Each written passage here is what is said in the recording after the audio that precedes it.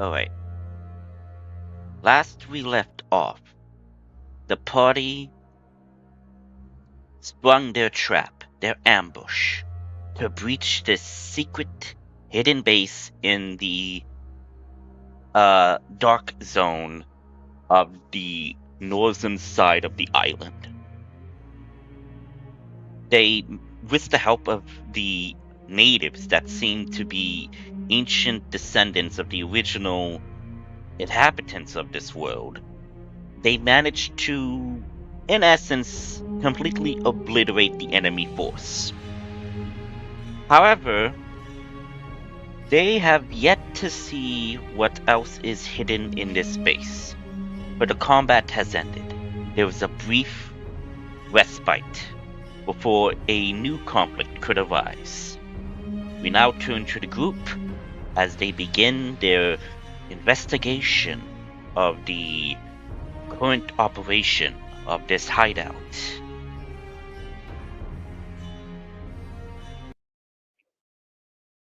So let me just get the invite. I say we get out of here. What? What's wrong? You're scared of what I have planned? No, I want to ruin it by not doing it. Funny. Okay. Well, like I said, combat is over. Some of these buildings are burning.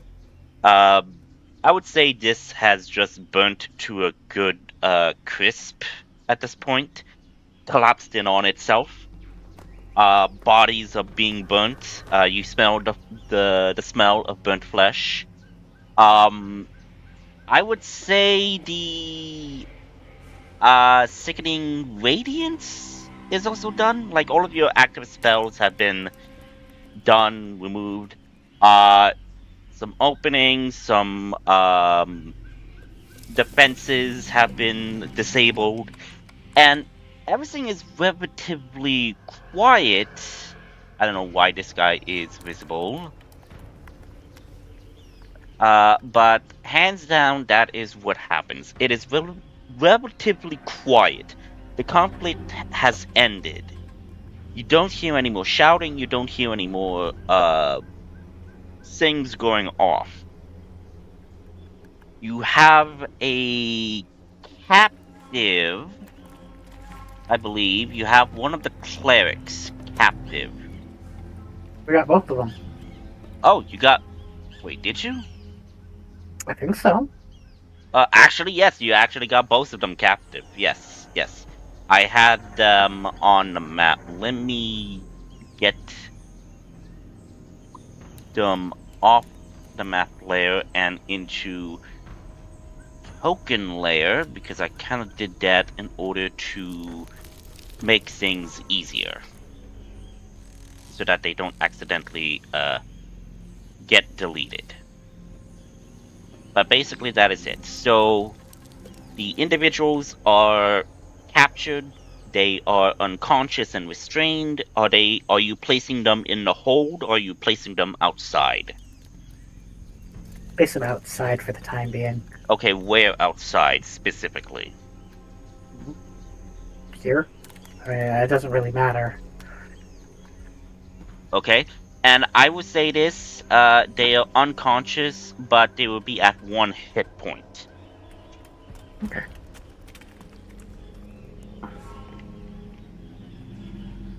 I sure hope one of my zombies doesn't come around and just nom on him. Aren't all of your zombies dead? They last... Oh yeah, I think... I don't know, it's been like a month, so... Yeah. They died of boredom. Slumps and clumps to nothing but dust. Oh man, I was 3 mortgages away from paying that off. Yeah. So yeah. I guess if you want, Sophia will be manning the ship for the time being. Cal Itu will be managing his people, and also paying respect to their fallen clansmen. But ultimately, you have full reign of what you want to do in this situation.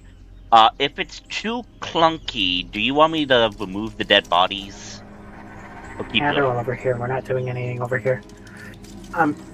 Where are the cages with all of the tribesmen that were captured? I'm assuming they're somewhere. What you saw from your investigations prior, you saw them mainly coming out of, like, this area and this area. As much as you could tell, there was also some coming out of here, but they were, in essence, covered, in the cages. They're all dead. Like Klaus was covering the cages. You saw some being moved out there, but you're not sure if those were clansmen or not. Okay, cool.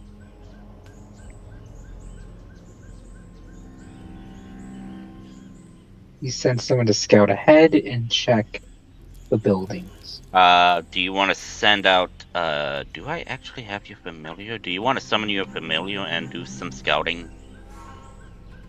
I'm just gonna fly over here because I'm still on a broom. Oh shit, right, I forgot. I forgot you're still on the broom!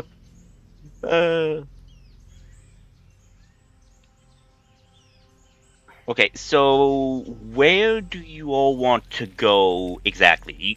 Like, there's no combat. I'm not springing combat on you at this second. So, it is entirely up to you what you all want to do. You could go anywhere and investigate. Well, we got this cluster of buildings to investigate, Okay, and we have this cluster. One of them, yes, having been burned to the ground. yes. So, Adrian, remember you are pushed to talk. Keep that in mind. Yep. Okay, so this is what I am thinking is happening. We have Layla and Fact going into the inner compound, while Adrian and Ortis are going to the outer compound of the buildings, and Nail, you're kind of like just in the middle, acting as Yep. Overwatch, I'm going to assume. Yeah, that sounds good. Okay, so I guess each group and each individual, you can roll either an investigation or a perception. And depending on how well you roll, I will tell you to make a different roll if you so wish. Can I use guidance with it? Yes, you could use guidance. This is like if you're like wanting to investigate the area, you could roll an investigation or perception, and depending how well you roll, I will tell you to roll something else. Alright, well, I rolled a 17 on perception. Okay, so that's perfect. 17. Natural 21 for Layla. Yes. Way to show me up! Waiting on. Okay, there's Ortis. Waiting on. You're lucky you weren't your sister, I'd kick your ass. Waiting on Adrian and Nail for your perception and or investigation. Your choice.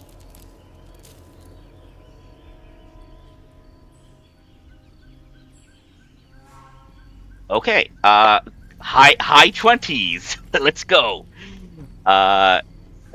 31 for me. Okay. I Okay. just added the nat 20 of that guidance roll too. Yeah. Okay. So going from, I guess in the order high to low, Nail, you're like, judging by the number I put, you're like 20 feet up. Do you choose to go higher? A little bit. I want to be able to see all of the buildings. So however high the that needs max to be. height 40 feet. for that, max height for, trying to remember shit. It's for the Room doesn't have a rooms. max height. Okay, so tell me how high you choose to go. Probably go up like 40 feet so I can get a nice bird's eye view of everything. 40 feet is Okay, so surprisingly 40 high. feet. Okay. So, with a 31, you survey the entire camp. You see that the walls surrounding this camp have been battered and bruised, but repaired and maintained, basically against the wildlife they have been combating. What you can tell are indentations of ships, like this ship before. However, you see that there are indentations of ships here and here. So you could tell that there must have been other ships in this base beforehand. How recently, you are not sure, but you see them. So there are multiple ships. So there's probably shipments of whatever was at this base being shipped somewhere, which you have no idea with, but you have those locations that you have seen. So basically, you notice ship indentations where airships have landed. Okay. And that there's more, so this place can accommodate 3 airships at a time. Yes. But what you can tell. Also, the buildings, they are well built, basically constructed professionally, like constructed properly. Like, what's the word? Like construction workers, like professionals have built these buildings, is what you could tell by the way they are built. Professional craftsmanship. Yes, professional craftsmanship. You could tell because, believe it or not, now these buildings are reminiscent of the frontline buildings that were constructed during the war between Firhum and Yaren. Now, these were frontline bases in the Yaren territories. Think of like in World War I, No Man's Land. That's the front, basically imagining for the war. So these buildings were mainly on the Yaren side of the front. Sure. So that's a little tidbit that I decided to give you. I should have said world history, but I decided to give that for you for free. But I can allow you to roll history and or lore if you wish to learn something specific. 10. Okay. So what you could tell is that, like I said, these buildings were mainly from the Yaren side of the war back in the day. However, you notice that some markings on the bases of these buildings are with a symbol that you are not sure of. This symbol seems to be Firhum in origin. And you could tell that this is basically that of the alchemists that I mentioned last session, that they control the magical regulations of Firhum. Yep.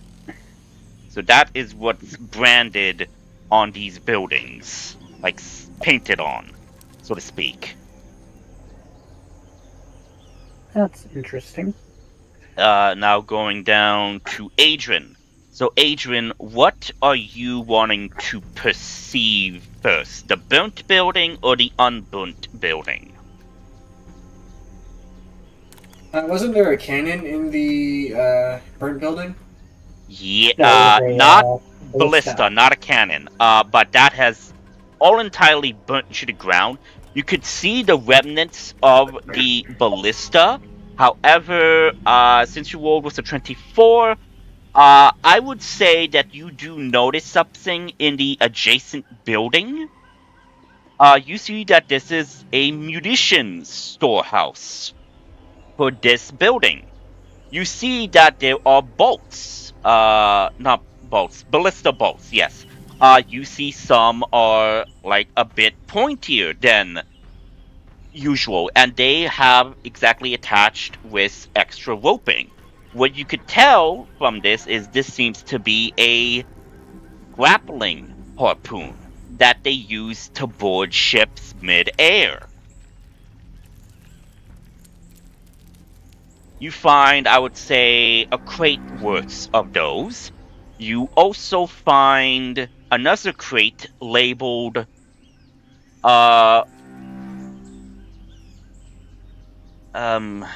have a name for them, but I can't freaking remember them. But basically they're like explosive ballista bolts.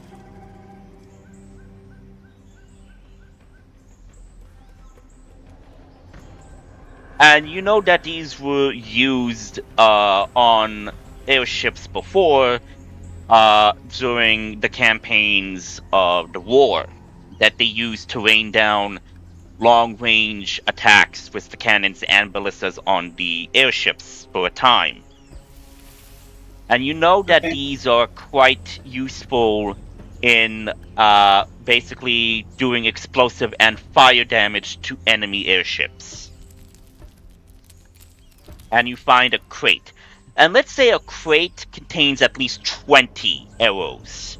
Not arrows, bolts of the explosive and the harpoon bolts for the ballista.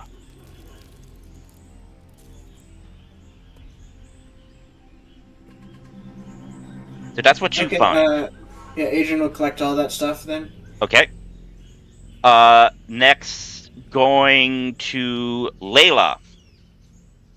So Layla, with your investigation, you immediately see footprints, tracks, leading multiply to this building and this building. You see some are from this building, but few. Majority, they are coming to this building and this building. So that is what you discover. Mm-hmm. You also discover, I would actually, put this guy up there as well. Map. I should actually put him in token layer so I could do what I need to do. Is this? We'll just say this guy is dead. But you see that this guy is lying on the ground, and he appears to have been clutching a bag, a satchel. And you see that there are papers and documents inside this satchel that apparently he was trying to escape with and or destroy. You can't tell. I take the satchel from him and look at the papers. Okay. You look through the satchel and you see that this seems to be a shipping manifest. And you see that this is specified to certain days, as well as to different ships. You see there is one called Morning Dew. The other is called the Florent Bastion. And then finally, the ship that you were on, which I think I didn't give you the name, but we'll call it the Aberrant Mind. And That's a subclass. Oh, shit. Okay. I was just making shit up. Copyright! Sorry. Okay. We'll say the Aberrant Bird or something. I don't know. Like just random ass ship names. So you look and you see that the cargo that is listed is in a shorthand that you do not recognize. But you could see something within the manifest that you see that recognize as specimen, at least.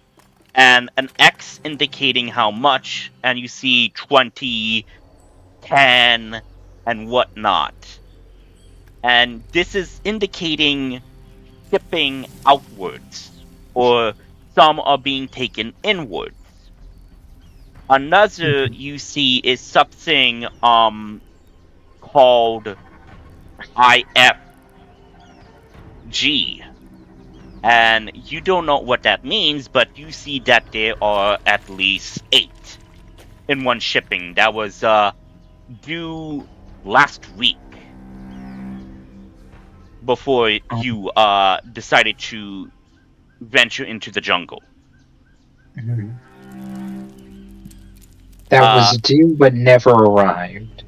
No, actually, yes, it was due last week and appears to have been arrived. Sorry.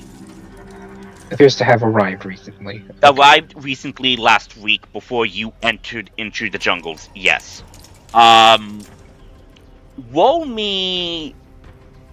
Since you rolled investigation, I'm giving you free details, but for anything else to try to decipher the shorthand, you have to give me an intelligence check. Okay. 18, okay. Judging by the shorthand, you could tell some are requesting weapons, supplies. You then see one item of interest, which actually grabs your attention, and it is 8 crystals of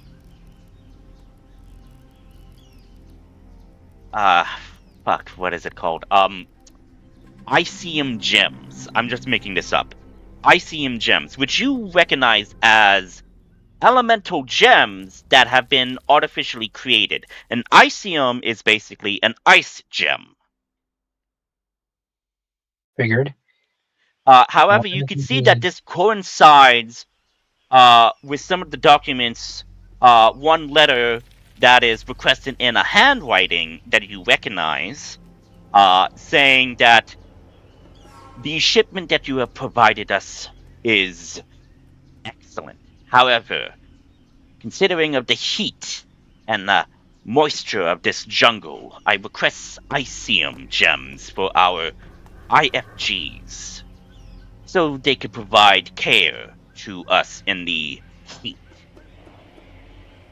Regards, the doctor. And you recognize that the doctor could be referencing the mad scientist guy that escaped that one time and is currently being your big bad at this time. Looks like he can't handle the heat too much. Needs air conditioning, or this world's equivalent of air conditioning for a jungle. And I will, sunscreen. Yes, and I will give you a little tidbit, Layla, that IFG,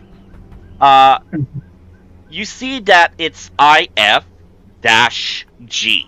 Is what you could tell by the writing on the letter and the manifest. So you know that this represents something, but you probably know what this is already. All of you probably might know what this is already because you guys faced this before.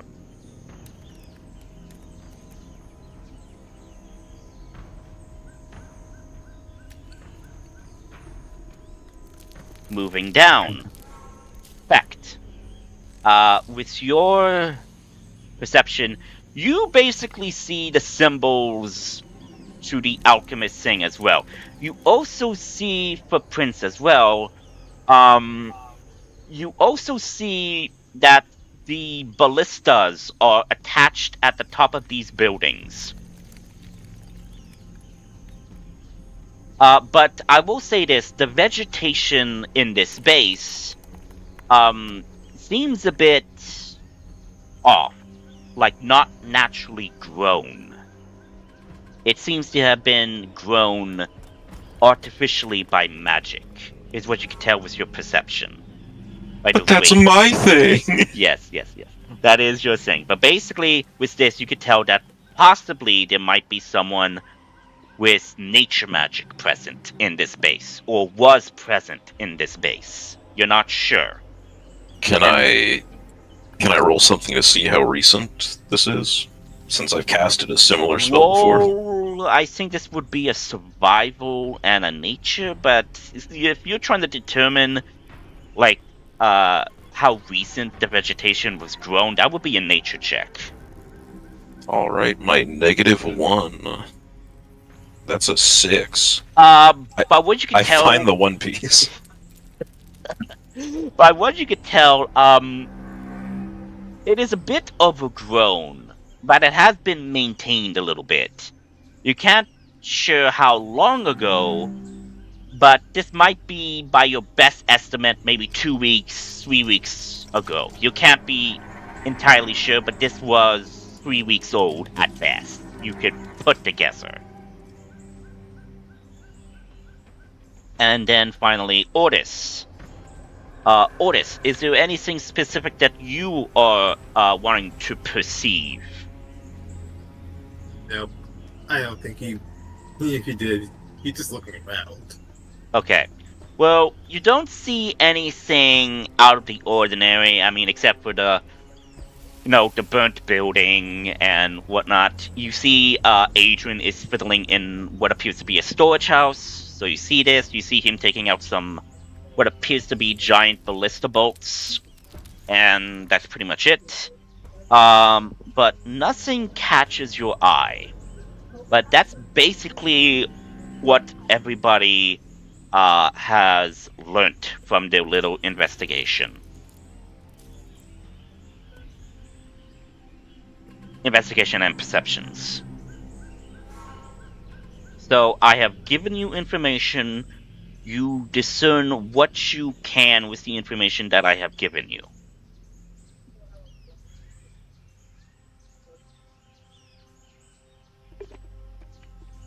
They have a druid. Or somebody similar.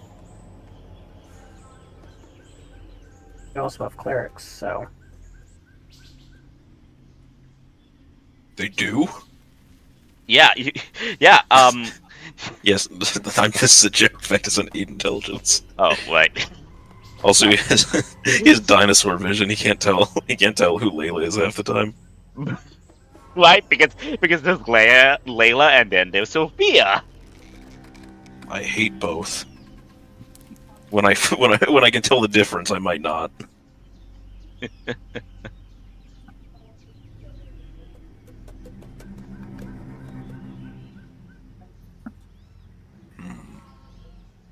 Well, if they have clerics, that means they could have druids. Yep.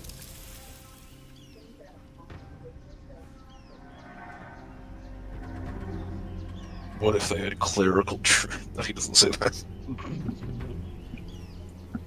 Oh dear God, that was a bad joke, and I know it. if they have clerical druids, well, Yeah. I mean, somebody has to do the paperwork. I don't know, maybe they work for the justice system. But you guys do have the Sheikah tablet, so you can communicate the information that you have learned to the entirety of the group. You basically have a group chat. Yep.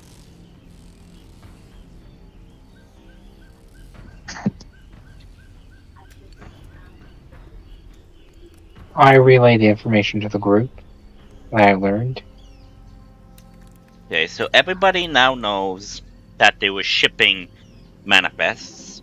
Primarily something about the specimens going outward and inward from this camp, as well as specific requests for IF-Gs, 8 of them, and then 8 Icium gems. That is supposedly connected to the IF-Gs.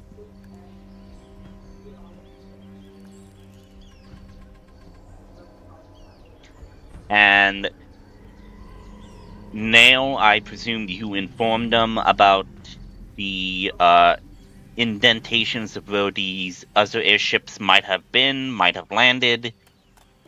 Yeah. So everybody now knows this, and everybody now knows about footprints leading to these buildings as well.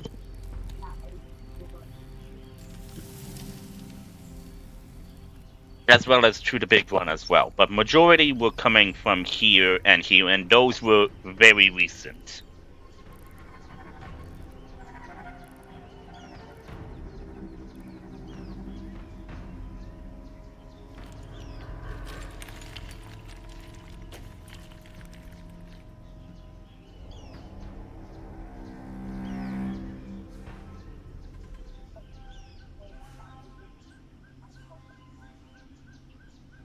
Okay, so we start investigating some of the buildings that have not partially collapsed.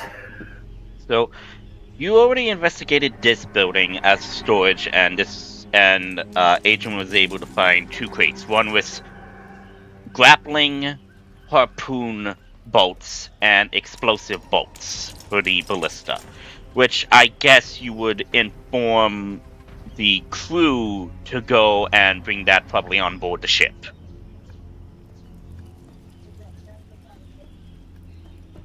Yeah, more or less. Okay. So everybody's now converging. So, which buildings do you want to investigate? There are 5 buildings in this section of the map.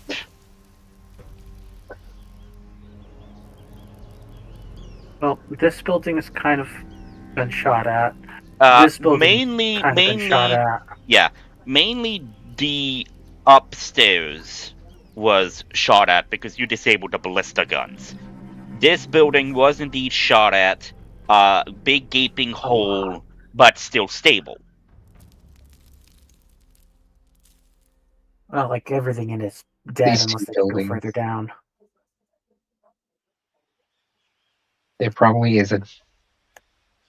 are underground tunnels, but for now, most of them wouldn't hear.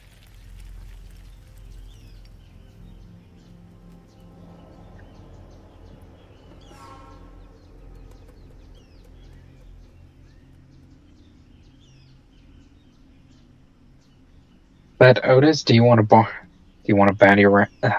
charge in?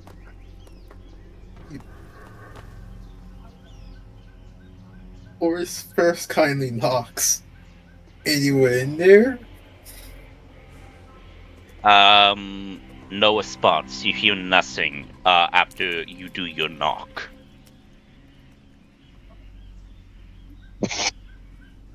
I'll give you one more chance. If you guys are hiding in there, it won't be pleasant. Housekeeping. And then he just opens the door with his sun axe out. You open the door and then you immediately stab. No, I'm kidding. You open the door. You see that this appears to be a type of barrack. You see that there are some beds present, some supplies, yes. You do see that there is some large cages. They appear to be empty.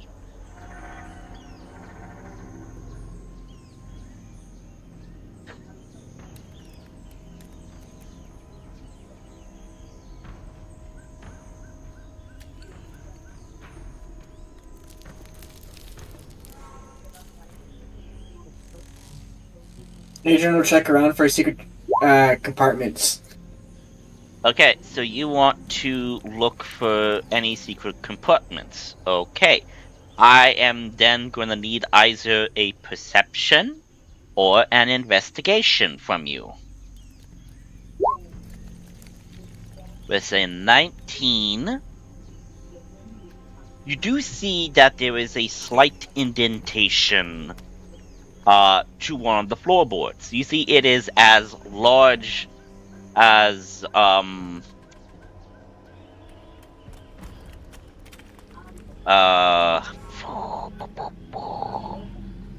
square. There we go. You see it is as large as 10 or so feet.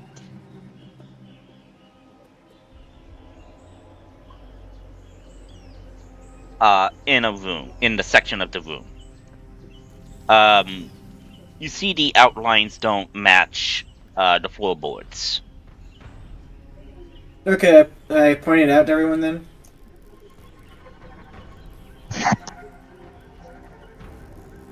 Looks like we found that little hidey hole.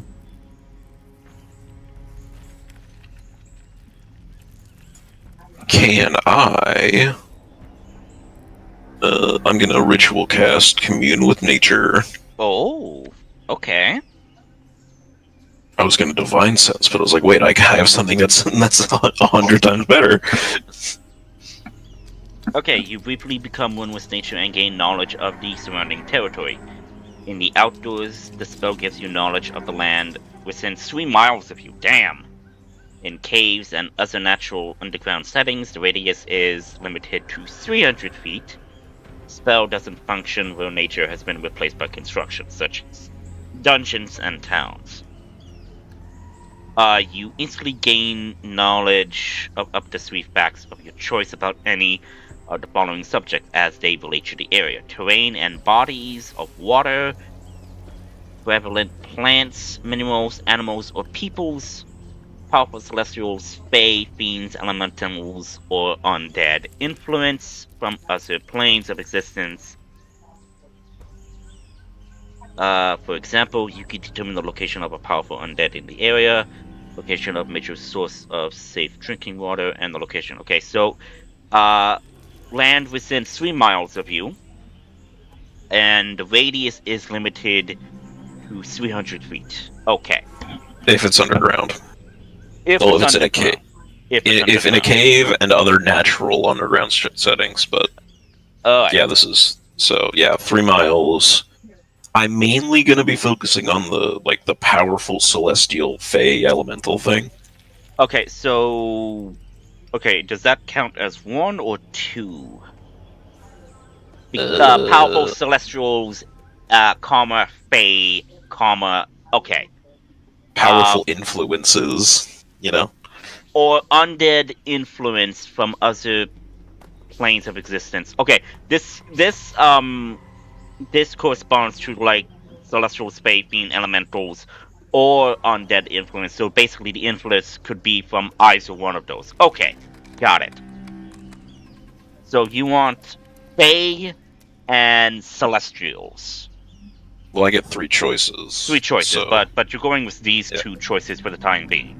Well, I was gonna go with. Let's go with undead because, yeah.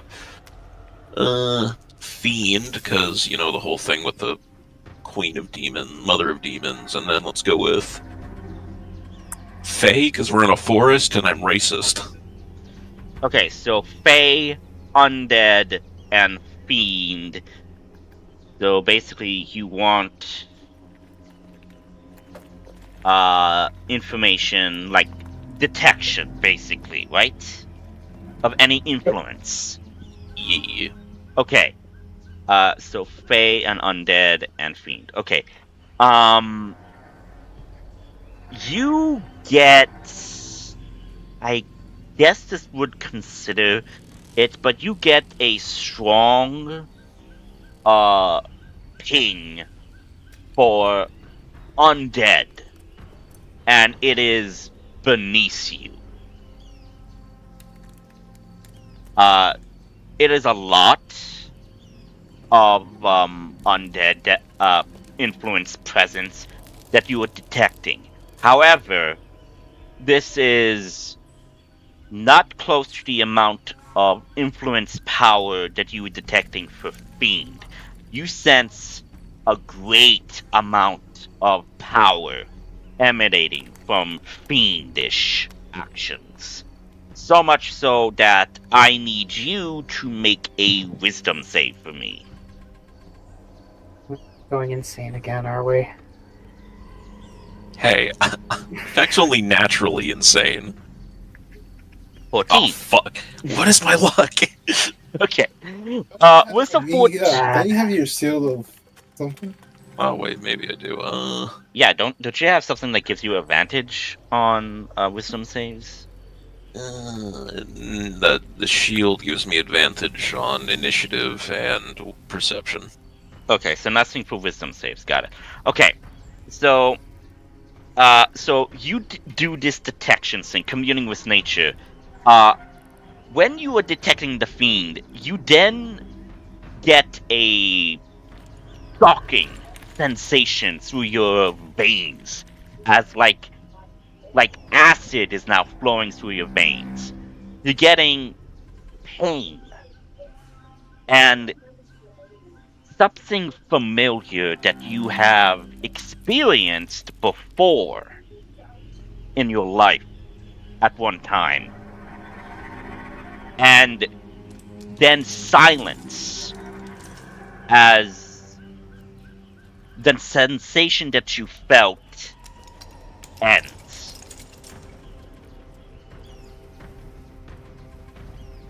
But it is familiar to you that you experience throughout your existence. Alright. I mean, yeah, I'll just look to the group. Like, not panicked, but like, I don't know, you can tell something's wrong, but he's still dead inside, so, you know. And there's no ping for Faye. Yeah. So wait, I did get some undead, but mainly fiend, right? Yes, like you got some powerful undead that you influence that you detected, but it was not compared to the more powerful influence and energy of the fiend that you detected, fiendish power energies, which resulted to you feeling what you felt. Okay. Well, after I say that there's a like a big old fiend-esque thing down there and the undead, I'm gonna walk over to the clerics. Okay, clerics are... Yeah, the prisoners. Yeah, yes, clerics are way over here. Yeah. Don't worry, guys, the psychopath is gonna go talk to the POWs.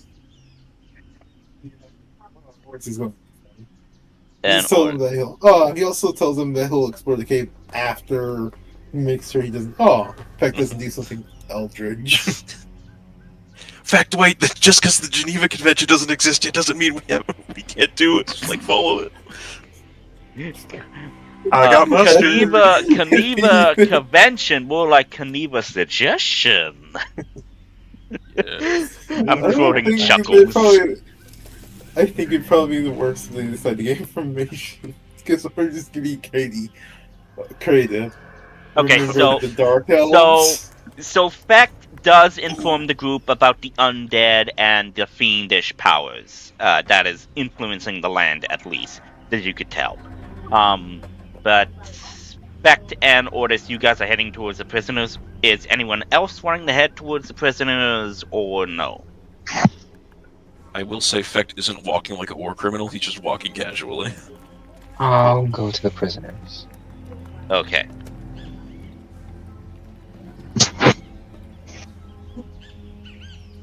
You know where they are, correct? So I'll focus ping for everybody. what was the other option? Either of you. Basically, Adrian found a secret passage that is like 10 feet big, and Beck decided to do commune with nature to learn something, and he suggested to learn about any influence about undead, fiend, or fae, and he got a strong undead influence, but he got a more stronger, powerful, fiendish presence of influence. Mm-hmm. And that's why he's now heading towards the clerics. I see. And Ghost. Layla is heading there, and I'm guessing Adrian and Nail, you are all staying over there, investigating further.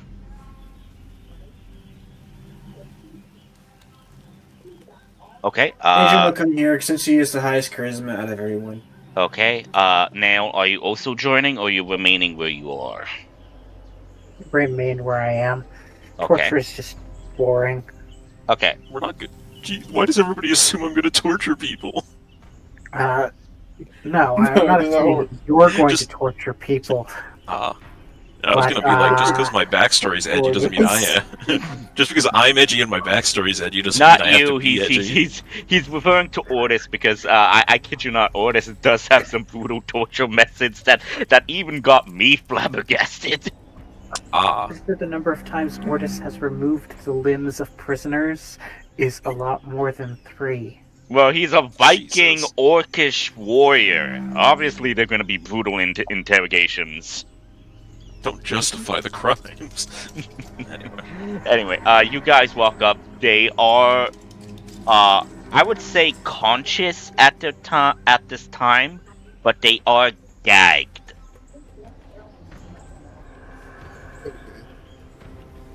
Oris goes up to them and says, "If you guys do any spells, I'm going to smack you. Then I'm going to start pulling teeth. Got it?" They both look at you with defiance in their eyes, but like they don't react. He smacks both of them. And you're just smacking them. You're not doing damage to them, right? No. Okay. You smack them and like they just like shake their heads and they just look at you with more anger. But like again, they don't react. They just look at you. Let me refer you. Here. This is Adrian. He is elf. He is kind. If you don't want any problems, you answer his questions and all of our questions. If I or my friend here, he points to Vect, have a problem, well, I'm pretty sure Vect, we don't know what he's going to do to you. I have no idea if it be pleasant, but, well, yeah. I totally see that happening. You already saw what we're capable of in combat. You don't want to see what we're capable of with you two sitting here. And can Adrian roll for intimidation? See if you can intimidate them? Yeah, sure. At advantage because we're standing over them menacingly? I say yes. I mean... Yay, intimidation tactics! 27. Okay. They kind of like look at each other, look at you, and they just like give a nod. Nothing else, but they still look at you with anger. Okay, Vect, ask your questions, and then we'll ungag them.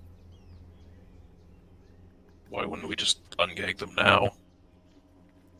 They're spellcasters. So am I. Fact is genuinely confused by it. Basically, the more the longer they have their mouths open, the more sorcery they can do. Oh, that's a That one's thing. a bit limited. Huh. Don't you have to talk for some of your magic? So there was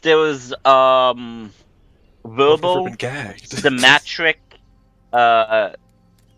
is it somatic or somatic? Somatic, verbal and material component. Yeah. Yeah, no, I know. It's just in character facts. No. I know. I'm trying to remember myself, and I think some of the cleric spells are verbal, somatic, and maybe some material, but mostly they require all 3. Oh, so anyway, yeah, I'll take the gag off the female, and just look her down. What is down there? The female kind of looks at you and like. If you can answer in 5 seconds, I slap her. Okay, jeez, okay. She I was gonna say she looks at you and she just says with a smile, and she just says, "Yes. What do you think?" Oris just punches her in her stomach. Okay, you gut punch her and like. Dude, Catching she her was about breath. to tell me everything. It's like, what's in the basement? No funny games. What's in the fucking box? She says in a hoarse tone and like, "Fucking death, asshole."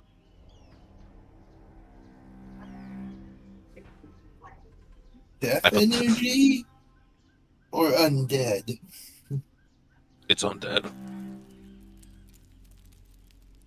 But it's not that much compared to the fiend, so... I slap her again, then I put the gag on. I don't think this is working. She can't hear us, right?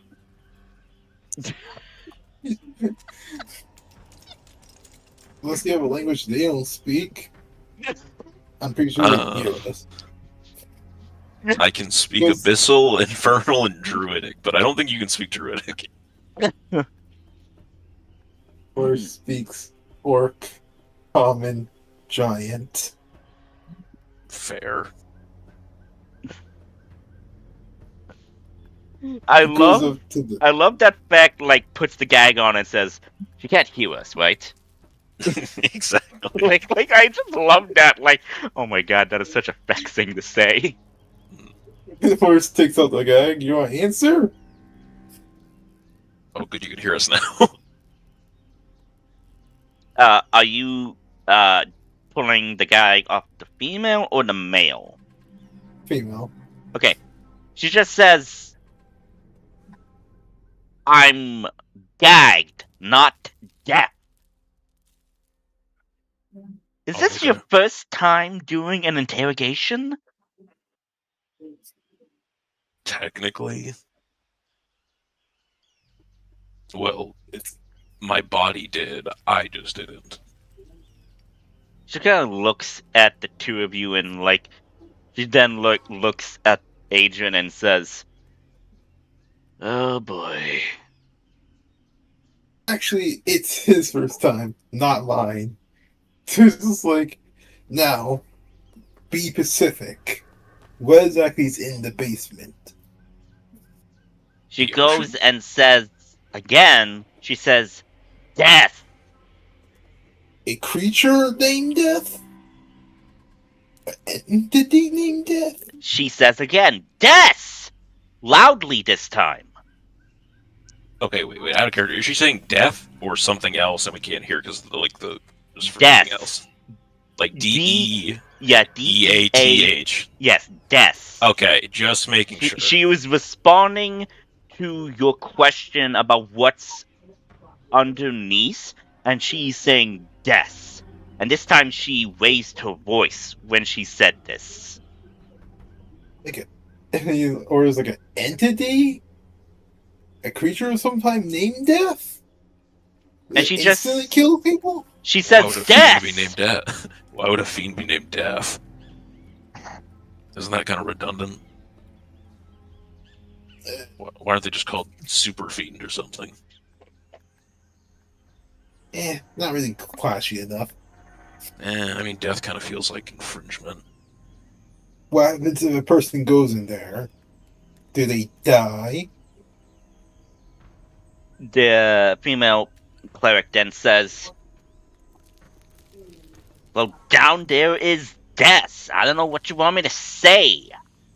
Okay, just to clarify, do you mean that as in generic, like, you're not scared of us, or do you mean literally the only thing you know down there is something that will kill us? She just responds, again, down there is death! As she was like, okay. Oh! Sorry, I started counting while I was talking. He just always puts the gag on her and just slams her to the ground like you. Explain better. The male cleric. Okay, for the male, okay. And you ask, are you asking him again what's down below? Like a better explanation. And saying, down there is death. An entity? A death brain box? damage. An area where people die? I'm asking for specifics here.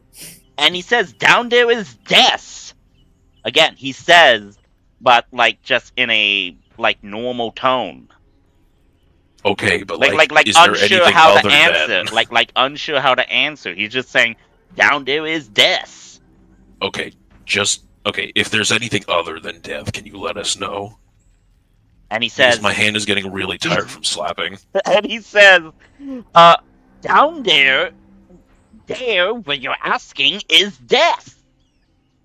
Is there any other places here? Any other little hidden places? Okay, are you specifying the camp or the area? Area. It says, well, I know there is a outpost, further in the jungle. An expedition went there. They're not making it. Okay, wait, just to clarify, have you actually been down there, or you're just assuming it's death because it's the cleric says, yes, I've been down there. Okay, so then why aren't you saying more that it's just death? I'm saying what it is. It is death. Can you describe it better than death? I slap him. Sorry, I forgot to slap you earlier. He slapped and said, by the gods of our ancestors, it is death. Death is down there. Layla, just skim their minds. Skim them information. I apologize. These two are new at the art of interrogation. Oh, I don't think we. Interrogation with words. This is more physical. Okay, no. We asked her. We asked both of them. What's down there besides death? There's death. So you can't double death. It's a concept. Okay, so Layla, what are you doing to gather this information? Right. Detect thoughts. Okay. Is there anything that you want to detect specifically, as in, you're just detecting surface thoughts, or you wanting to delve deeper? Delving deep in their mind to see what is down there. What have they seen? Okay, and I need to make a...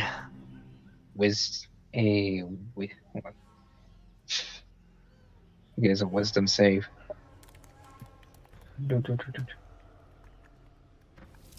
Deeper into the mind. Yes, wisdom save. Okay, and I need to beat a 16. Got it. Can it be a disadvantage because Ordis is going to start smacking him if he tries to resist? Okay, are you doing the male or the female?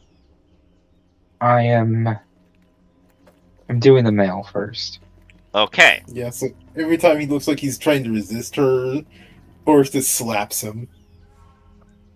Resisting. Shit. Okay, I meant to do that privately. He failed horribly. Okay. You but suck. But here's the thing, Layla, I need you to make a DC wisdom save as well. Has he seen horrors? Not horrors are terrifying. Wisdom? Wisdom, yes. Do you already have a thing about seeing horrible mangled bodies? Okay. So, as you delve in, as you're, in the sense of, walking into his mind, as you're getting to his memory of, getting to, what is down there, you open the door, there's another door. You open the door, there's another door, and another door, and another door, until you finally get to what appears to be a final door. You open it, and then psychic energy bursts through and pushes you out, and you take...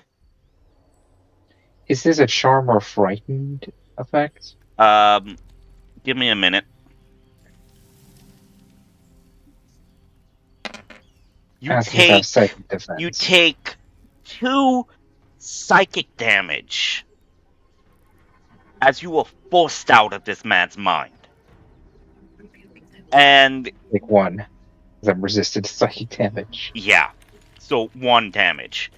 And so that is what happens.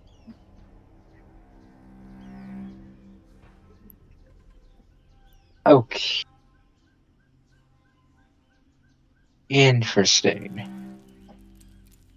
Okay, startled back, shake head. That was a bit of migraine. Now, was that his mind pushing back, or was that something else stopping from? Roll intelligence, or you could roll arcana.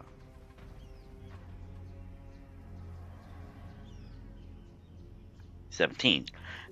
With your knowledge of mind manipulations and mind magic, what you could tell is that this man is psychically, mentally charmed to prevent any information regarding what is down in the tunnels, or so you think. Okay, these two individuals have brain. Yeah, they've been cursed. They can't actually give any real detail what's down there other than death. Okay. Adrian? Curse them. You stupid fuck!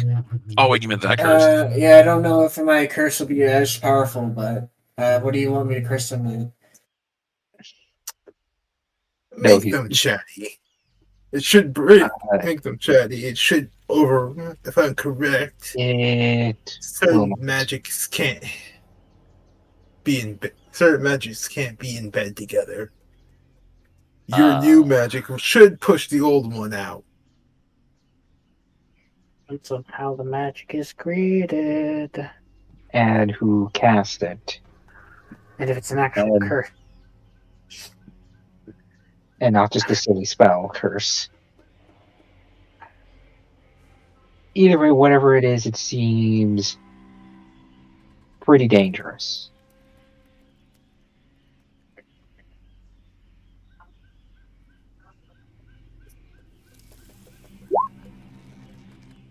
I cast a spell magic on one of them. Okay. Are you just doing it on them? Or on a specific thing?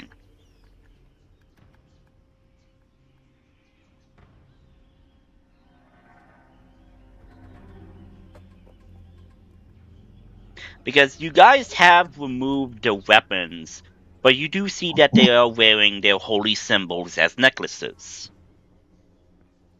We would have taken those off of them. They're clerics. Yeah, we would have taken those off. Okay. It's like saying we didn't remove the my apologies. Okay. Choose one creature, object, or magical effect, any spell of third level or lower on the target. Make an ability check. I okay. cast a spell magic at 5th level. You casting that at 5th level? Yes. Okay. Okay, wait. How many levels there are? There's first level, second, like 9th level? 9. Okay. There are 9 levels. Okay. I need you to give me an ability check using your spellcasting ability.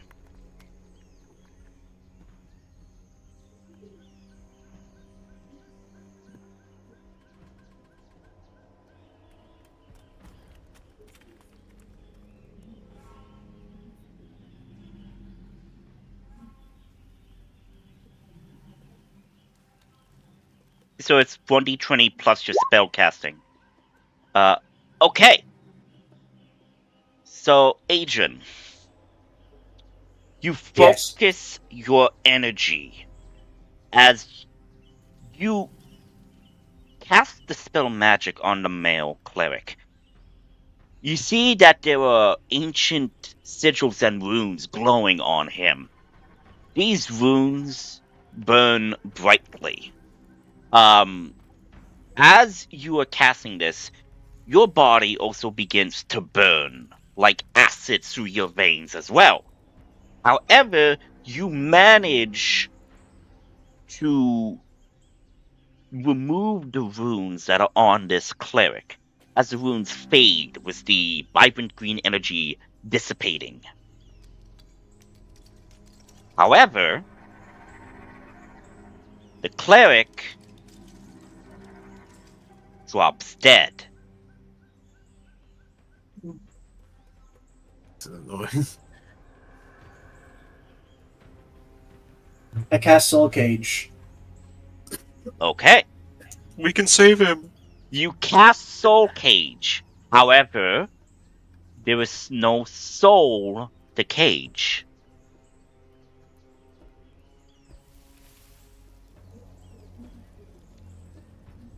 The female cleric sees this and How did she see that? She's gagged. She's gagged as if White speaking in Peck's character. Guys, the fiend just screamed at me. He's furious. Keep forgetting. I can't tell if you're talking out of character or in character because you're fat. Or just takes the guy off and just says, and goes straight to her face. Have you been spelled? Or is there any spells on you that we should know? She kind of looks at you and mm-hmm. He takes off the gag. I don't know. As you can see, your friend here seems to have died. And he seems to have no soul. But it looks on Adrian's face. Adrian shrugs. His little squid thing. Whenever he takes his enemy's soul.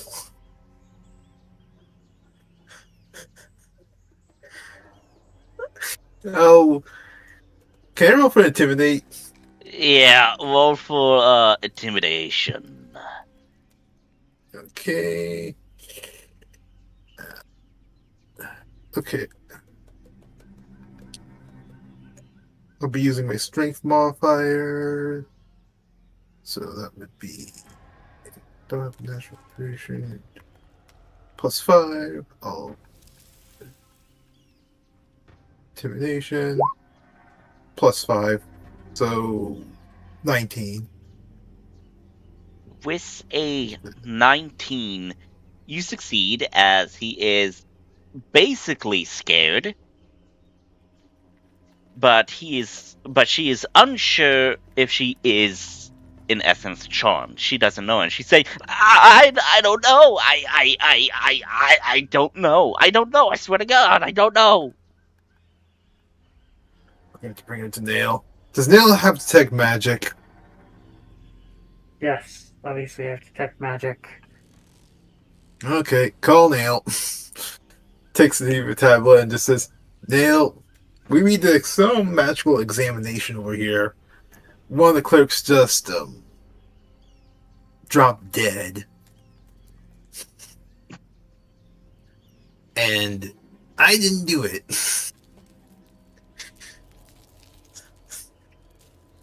So my question is, are you asking Nail to detect magic on the male cleric or the female cleric? Everyone. Female. Detect magic is an AoE spell. Okay. Basically. So do you cast it? Yeah. Okay. Now, you immediately get... okay, if you sense magic in this way, you see faint aura around any visible creature or object, and you can learn its school of magic, if any. Okay. You detect strong arcane energy from the female cleric. However, this seems to be more internally. You focus more in with your detect magic, and you then hear with the detect magic, boom boom, boom boom, boom boom, as you hear the vibrations of a heartbeat. And you also learn that this appears to be necromancy magic. Fiendish in origin. Oh. That's cool. You're already a dead thing. The female cleric says, "Wait, what?" I'm so sorry for your loss. Or's got the tablet. Hey, can you scan this her for me and see if she's a living person? So the caretaker. Yeah, so your caretaker Sheikah AI scans the female cleric and says, "She is." Like... The Sheikah plate then responds, "She's a living creature. As far as I can tell, there's no anomalies that can detect her to be an undead."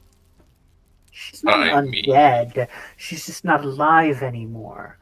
It's a very powerful magic that is basically... How do I put this in words? She's dead, but she doesn't know it. Her body doesn't know it yet. I'm assuming you tried to use Dispel Magic on this one? Yep. Yeah, so... You said when we got here. The magic when we get is keeping her alive. She's not actually alive anymore. Yeah, doesn't it? So any sorcery that affects objects would affect her? No. Imagine, if you would, a really nice pot. And you take it to a tall place and you drop it. The pot is going to break when it hits the ground. What if you catch it? You then cast a spell that holds it in place as it's falling. Magic is keeping it from falling, but if you let go, it'll smash. And there's nothing you can do, because it's already falling, and it will smash. You could see the absolute horror in the female cleric's face right now. And something is keeping her from being dead. But the moment that goes away, poof, she'll die. Because she's already dead. Pot is already falling. Don't you need a soul to use holy magic? No, not really. Nope. You just need the favor of a god who thinks you're alive. That's why they kept them as these things rather than turning them into actual, like, zombies and stuff. DM. Yes? I'm gonna eat this guy's corpse. Fact, you wanna... Okay, you... Oh no, you're gonna do the same. You're gonna... Hey, I haven't done it a lot. Hey, I'm limiting my usages, you know, I'm a good boy. Okay, Anyway, you guys are talking, and there's like, you know, in Smiling Friends, when Mr. Frog eats something, the guy. Okay, like, he just does that while you guys are talking. As if you're using the symbiote to consume this body, is what you're saying, right? Yes, yes. Okay. As everybody is talking, Fact is just like goes up to it. His cloak is open, and like slowly you just hear the sloshing sound of like slime and goo as the body is slowly being digested openly. And he's gone. So to address the point of you could like just catch it, you would need really powerful magic to keep the pot from smashing on the ground.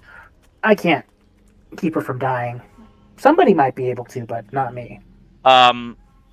Fact, I need you to give me a wisdom save. That was a double click, but 24 is still good. Okay, you manage to immediately detect and manage to spit out a crystal. The color of this crystal is dulled. It is a darkened, brokenish, purplish crystal. That's probably the thing that was anchoring the spell. was keeping him alive. And I'm thinking Adrian and Nail. I'm thinking, because you guys will probably notice, I don't know about Layla or Otis, but you have seen this crystal before! Oh joy, more of these weird crystals that I probably...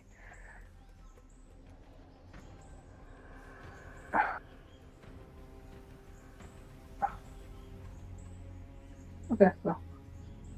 So yeah, when you cast spell magic, this is what you dispelled.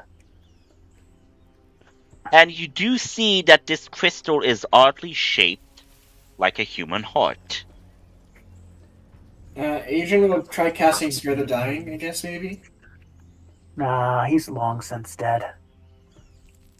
On the female cleric? Oh yeah, it has to be a living creature, yeah. Yeah, Never mind. and not to mention the male cleric's body is currently gone. It's deceased. Just did. Yeah, because Beck freaking ate it. Hey, I didn't eat it. The symbiote did. I just gave the symbiote complete permission to do it. How many freaking corpses or something did you eat with the symbiote? This is the first one in a while since the bugs. Okay, yeah, but I'm asking in an amount of totalness. How much? How many of the bugs did you eat? Well, I know I ate the queen. I ate like 2 of the warriors. Yeah, and I did give you bonuses to that. Yeah, well, I had to get rid of one of them because I overate when I had the queen. So we'll not get rid of them. It's more in the sense that you could use either of them, but you could only set one for the day. No, I remember specifically, like, I was passed out, and you were like, you have to get rid of one. And there was, like, 3 options. So I got rid of the flying. And I remember that part. Yeah, and you stuck with... Can't remember. I stuck with the armor, and... Actually, yeah, what was the other thing? Yeah, because I'm trying to remember all of that. I probably should start writing that down. Yeah, Hey, because I like wrote this, like maybe I did. Can't exactly remember. I mean, either way, if we can't remember it, it clearly wasn't important enough, because I remember the wings and the armor. Yeah. So, yeah, I don't know. I'll start keeping track now. I'm thinking maybe you kept the armor, and you kept the wings? No, I got rid of the wings. I specifically remember doing that. Well, while you're talking about that, I'm gonna go get something to drink. I'll be back in a second. Yeah, let me look at your character sheet. I know I got a +1 con a long time ago from the symbiote, but that was at the very beginning. Yeah. Since you made a bond and since you did some things with the symbiote creature. Okay. I'm thinking, is that like in bio? Yes. Or is that in core?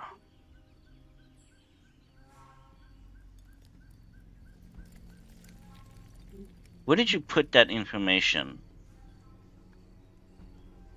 The con? No, the armor and whatnot. I have not written that down yet because I'm dumb. Oh, no, I do. I wrote down carapace for my armor. So I still have adamantine plate armor in my inventory, but... Yeah, because... Yeah, I'll add more to it, like, starting now. I mean, I assume I don't get any abilities from this generic corpse. So. No, because what I'm saying is that, so long...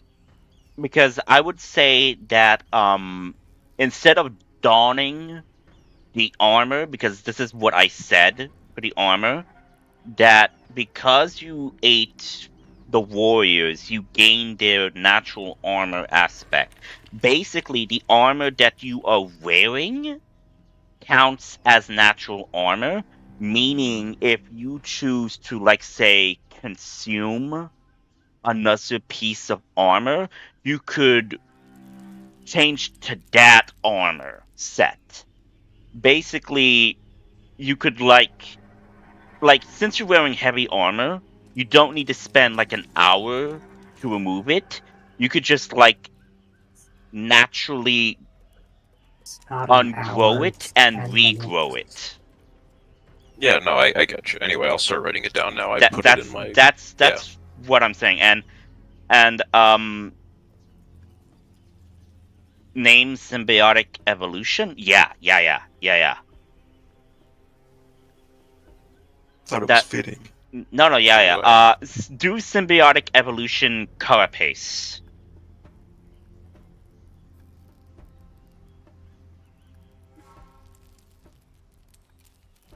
But basically that's it. And as for the queen, I don't know what we did for the queen. I think I failed the save, so I couldn't get the powers. Yeah.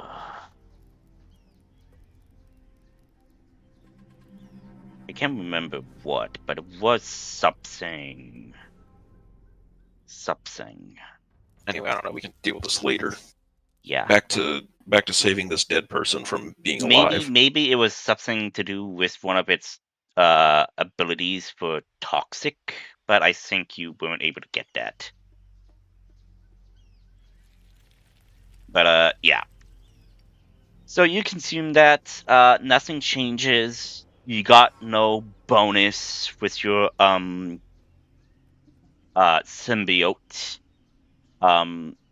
So that's pretty much it. I would say, I guess...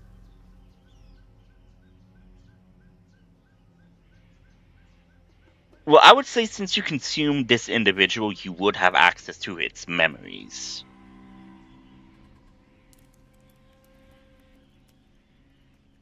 Even its contaminated memories? Who knows? He would need to roll high on, I think I would say, a wisdom check to see if he could, with a 22? Yeah, I would say this. So, fact, you learn after consuming this cleric, you learn a lot about this creature's life. Since birth to death. One thing you do recall is this individual meeting with another member of the Clerics of the Alchemy Order. And this appears to be the head honcho of the order, giving him directives along with the female cleric to head to Venterhaven and to conduct business there. As they board a ship, which is one of the sailing ships that was mentioned in the manifest. And what you could learn from this is that this was like 2 months ago.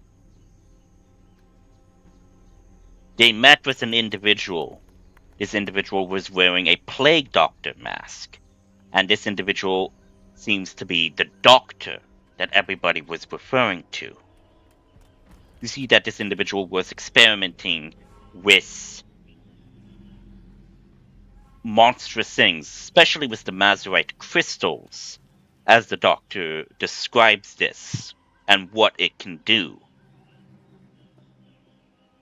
And then finally, you see that this individual was stabbed in the heart and died. And that's where the memories end.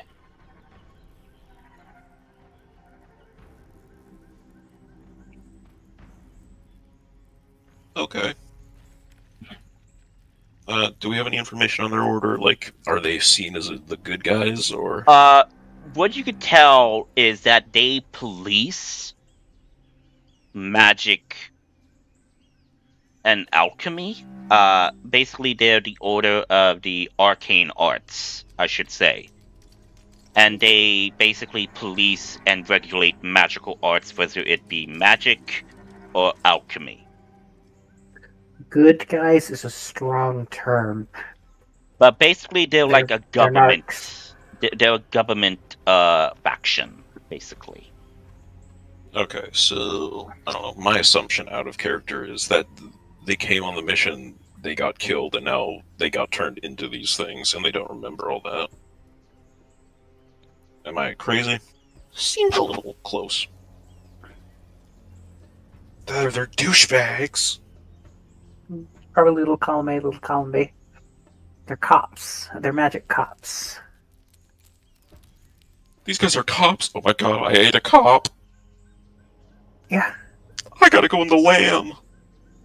I mean, it was already dead, so. From what you could gather from the memories of this individual.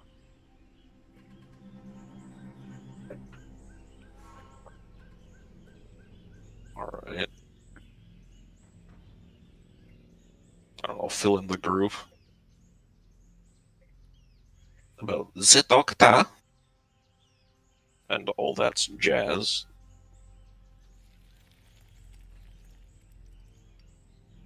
I'd just like to reiterate that there is a fiend down there. And it's a big one.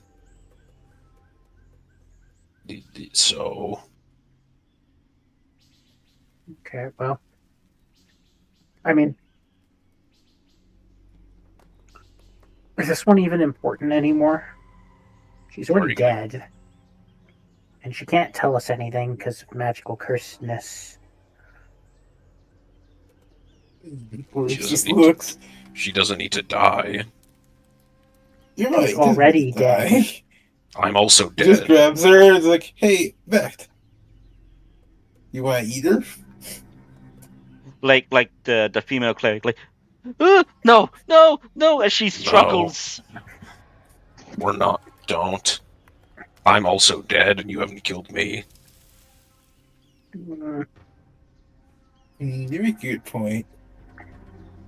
But she's also a liability because she might be able to be controlled by the fiend. She's restrained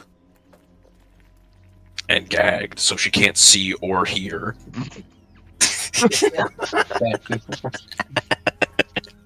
I'm going to tell you what the word restrained it means. Fine, then you can teach me how bondage works. Oh my. We have two people who can teach you that, but I don't think you really care for much. Oh my god. Oh no. Now I think about it. Is there any embarrassing memories you got eaten up when you absorbed them? No, I'm not that. I'm not gonna be that. Like, the guy was a cleric, okay? He lived by a code of honor, like any holy He wasn't man. always a cleric. Something, a lot of baby oil. I think that's what's on the label. God damn it. Fine, that's canon now. This guy had a baby oil fetish or whatever. Thank you for making it like that. I just meant he had a collection. Jeez, why'd you have to make it so weird? I hate you guys so much. Baby oil is important. Oh, Diapers God. and such. Diaper rash is a horrible thing to have in a Yeah. time period where disposable diapers don't exist yet. He also had diapers, but there was no kids in his house.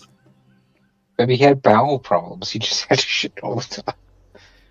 I mean, he did have cancer, but it wasn't in the bowels. Oh boy. Wait, so Feck gets his abilities. Does that mean he has really bad bowel problems now too? What? No, he didn't get any of those abilities. No, He just absorbed because his memories. yeah. So I would say this. Depending if the humanoid is unique enough, as in, like, say, a mini boss, then there was a chance of him getting a unique ability that is tied to that mini boss.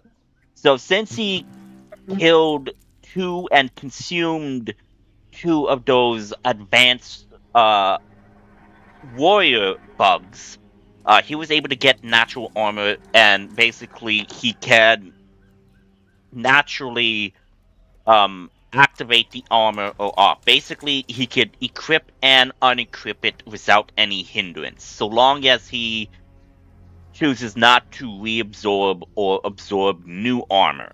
Because if he does that, the old armor is gone because he decided to absorb this armor. Yes, but does Spect have bowel problems now? No.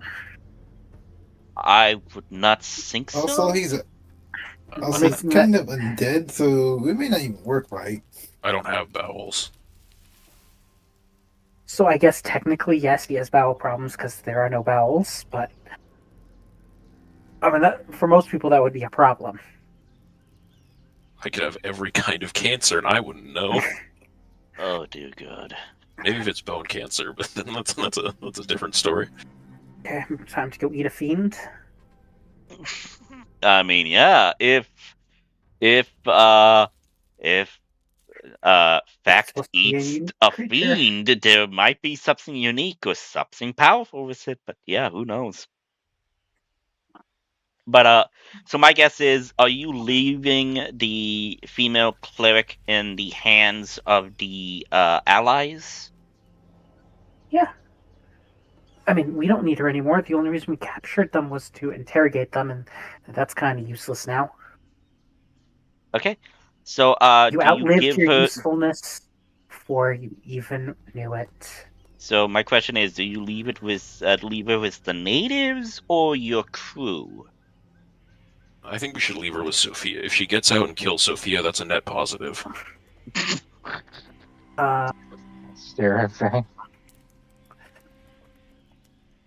I will leave her with the native. I vote for the natives. I'm assuming you're gonna do horrible things, but yeah, the natives can decide to do. Okay, so is everybody okay with giving the cleric to the natives? Horus doesn't care, so. Okay. That happens.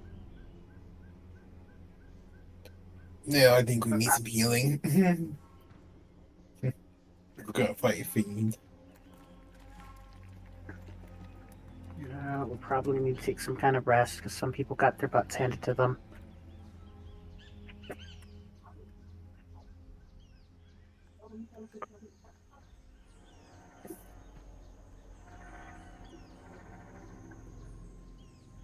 Yeah, I'm good with either short or long rest. Let's just take a short rest. Okay. So, lunch break? Yeah, basically. But before that, Fortis, you're the most hurt, right? I have 36 HP.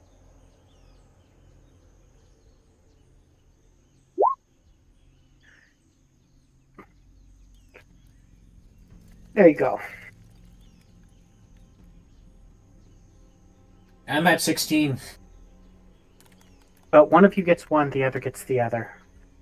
Pick which one you want. I'll also take the 14. Okay.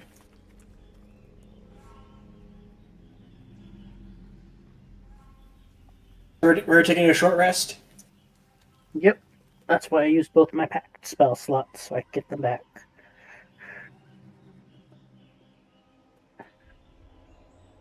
Okay, so roll hit die to see how much HP you regain.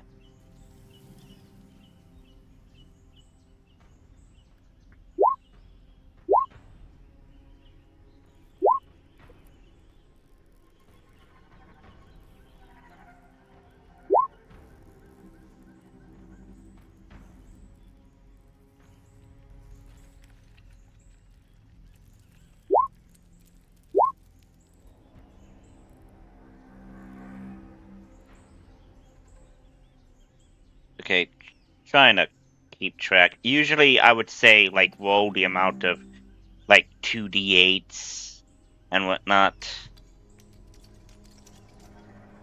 Just to simplify things for me. I mean, they're the ones tracking them. Okay. Okay, I think I'll roll one more. 11.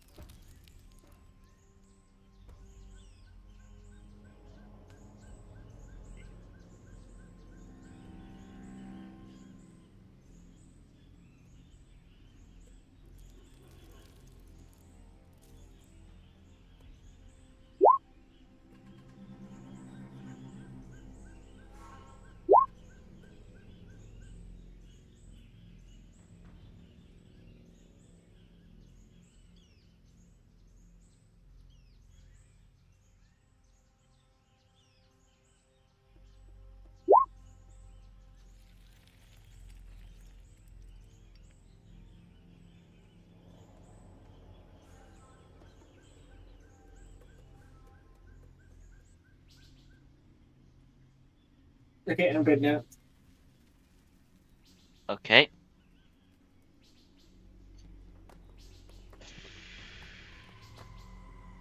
So everybody has enjoyed their short rest? Effect just stares. Okay. So you guys are wanting to go into this building? Actually, how long are we resting? A short rest is About like an hour. an hour. Oh, okay, I just wanted to be sure. Because I maybe was able to get a long rest if it was 4 hours. No. Anyway, yes, I will be staring uncomfortably. Occasionally flipping off Sophia. She flips you off as well. She's nice to see that you two are getting along. I'm gonna beat her to death. And then I flip you off accidentally because you look like Sophie. He just looks there and backs. This is getting out of hand. There's 2 of them now. Forrest whispers to. No one tells of the 3, technically 3, but Right, because there's the third Forrest one. whispers to Layla and just says, "It's a good thing. My friend isn't here. I think they might work. They might start scheming to kill Law." I forgot her name. Layla. Sophia, correct? mm-hmm. Yeah, I think they'd be scheming to kill Sophia.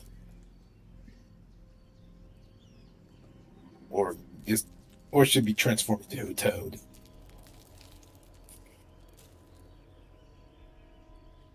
Yeah.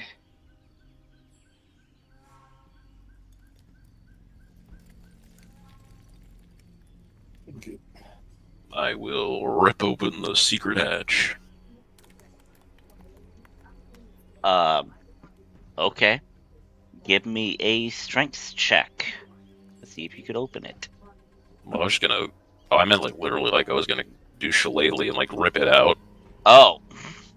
Yeah, I'm gonna magic crowbar this shit. Still, give, okay, that hits. Ignore the necrotic.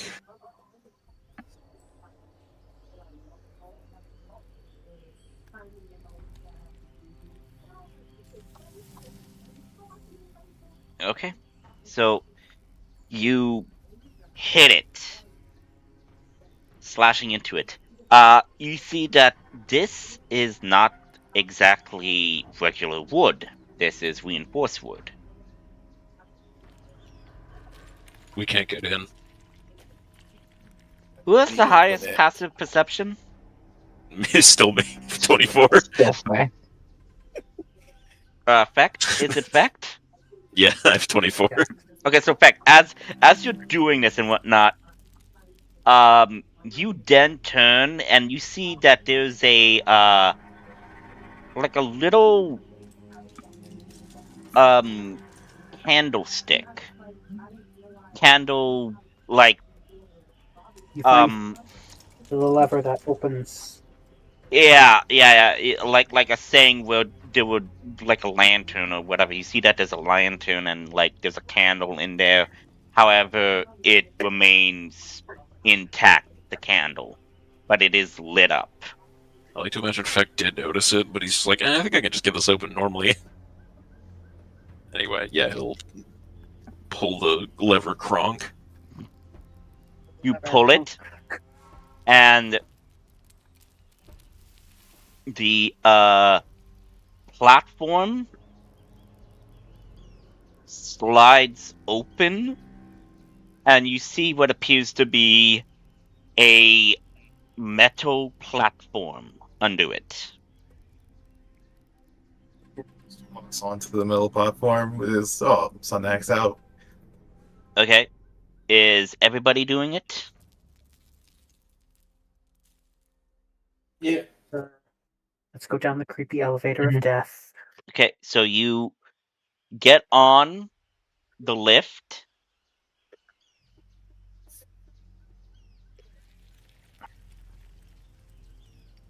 You get on the lift, and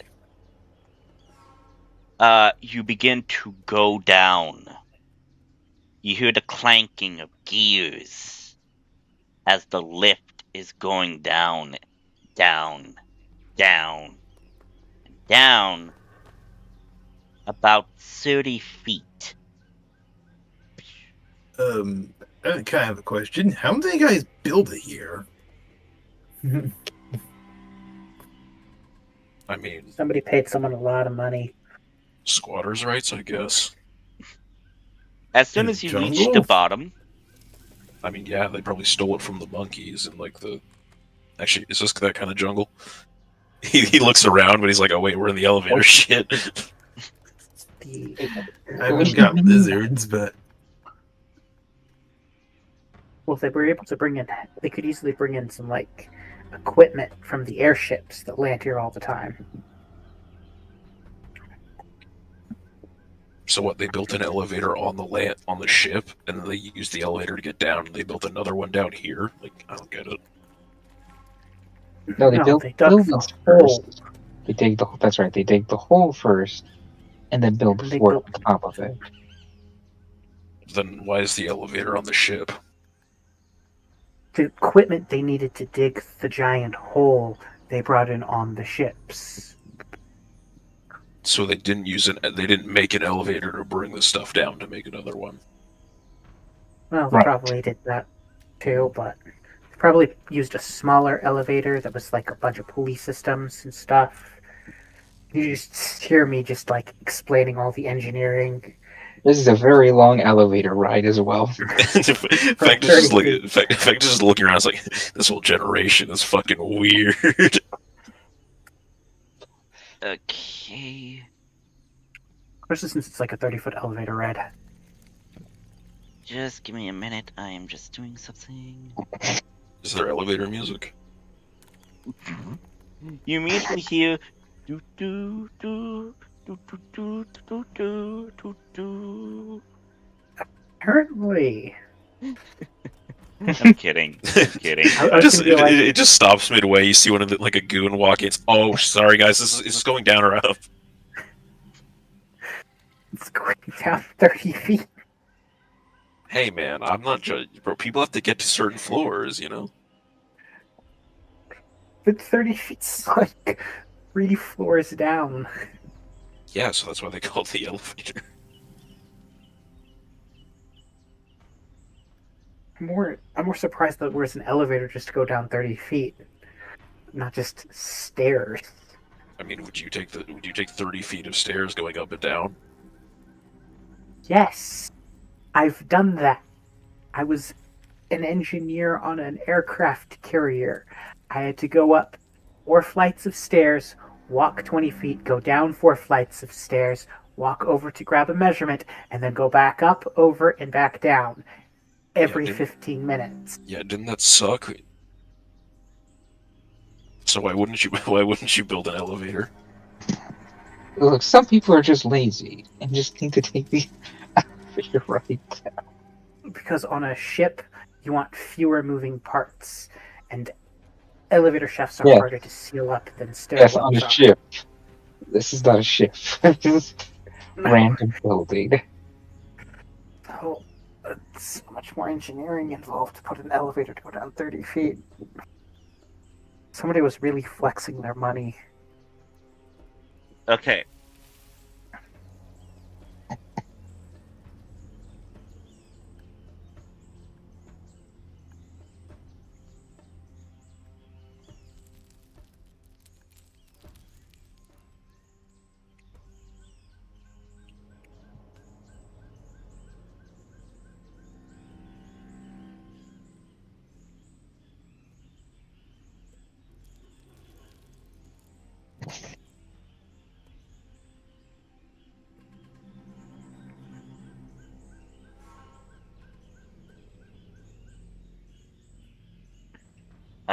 Just give me a minute.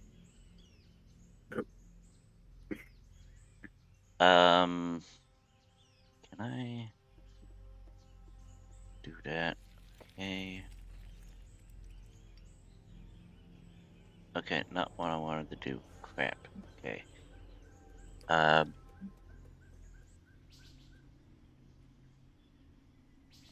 want. Okay. So that's how I do that. Okay. Got it. I figured out what I need to do.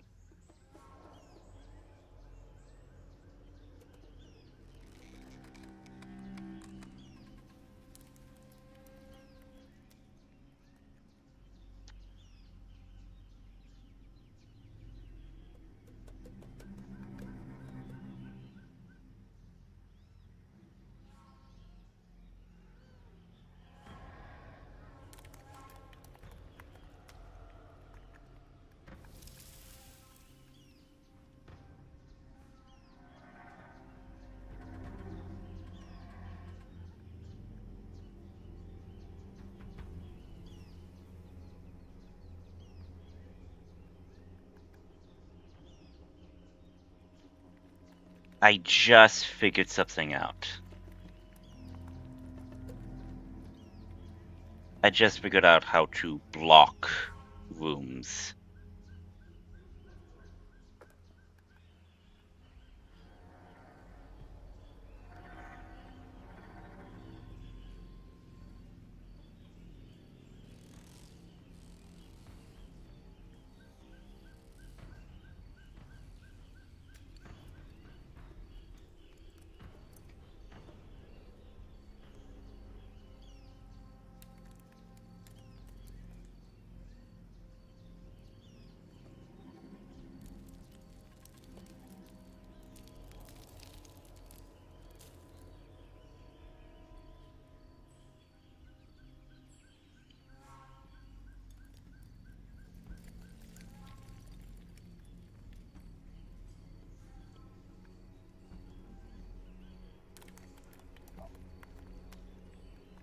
Oh, this is gonna be so fun. Okay, I figured it out. Yay! Okay. You guys are traveling. Actually, I should change up the soundtrack now because you're underground now.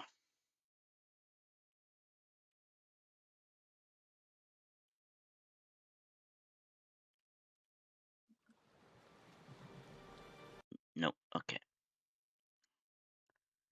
Not that one. I want.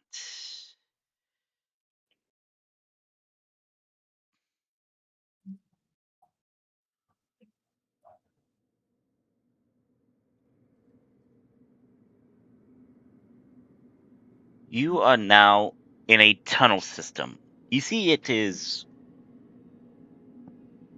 constructed perfectly. You see that the ground is laid with straight earth flatness. You see that there are carts and wagons. Man pulled wagons.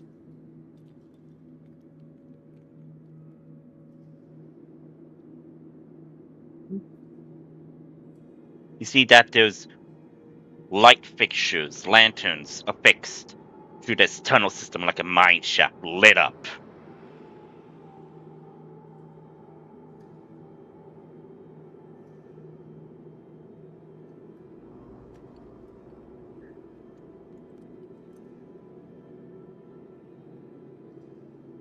Looks more like a mine than an underground base.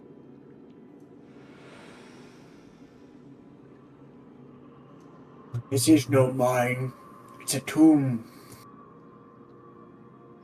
Yeah, with all the undead shit that sounds like it's going on down here, a tomb would probably be better.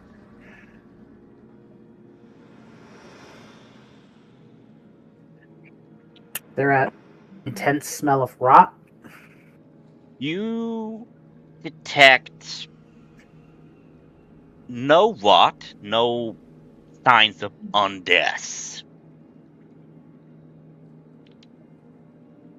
But you do see what appears to be a light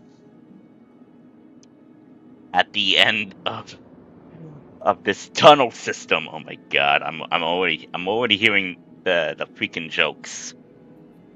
We're dead.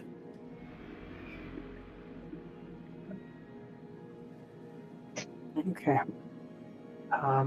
Somebody with dark vision should probably go first. Yeah, There's Adrian only can one go light. first. Okay.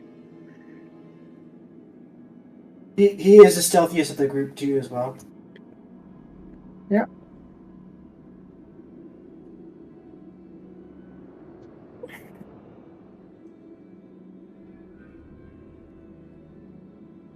I will give you guidance, just in case.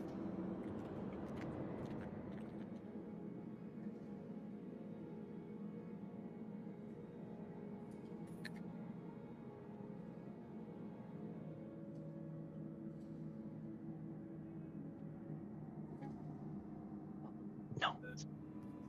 Adrian disappears. Damn.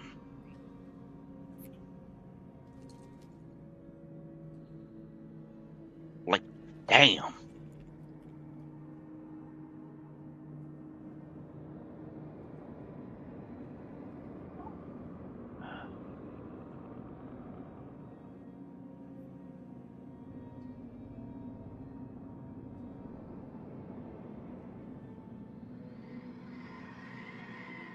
Okay. You are stealth. No one can see Adrian. He just like disappears completely. He pulls a Batman on us. Yes, he pulls a Batman on you.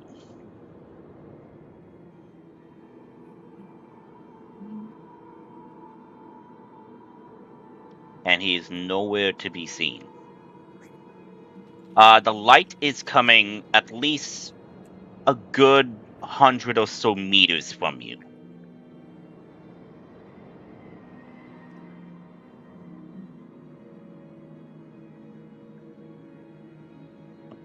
Adrian will stealth up then. Okay, stealth up. You're just like continuously doing that. Okay. Yeah. Give me just a second. I'm gonna get off the elevator. But I'm just gonna get off. I assumed everybody is off the elevator. I assumed that. Yeah, Oars is off this elevator. As you get closer, you then see that the singular light source that you saw was actually two separate light sources. But they emitted such bright light that it seemed to be one great light source. As you get closer and closer, you then see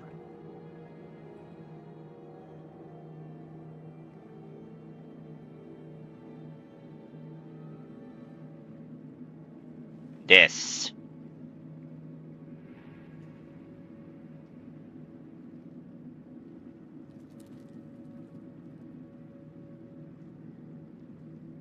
Did everybody get the image? Are we supposed to be on the map? I don't see anything. I don't.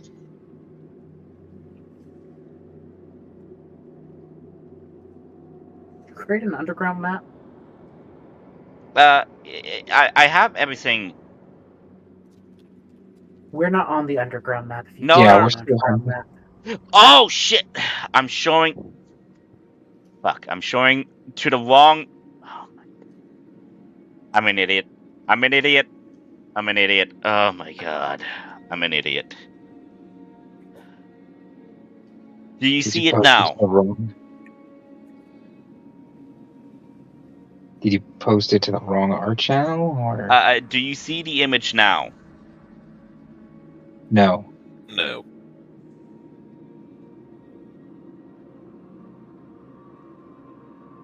Should see it. You put it in front of our characters, because I mean, is it? Is it? When you said you figured out how to close off rooms, and I was like, did you make a new layer for the mine section? But Damn it. Okay.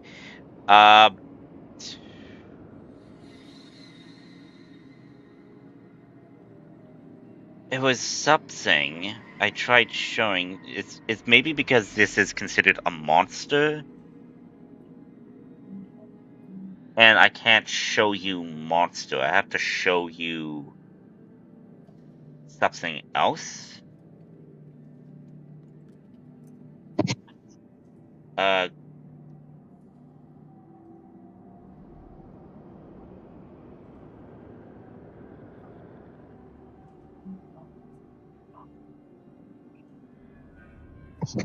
Sorry.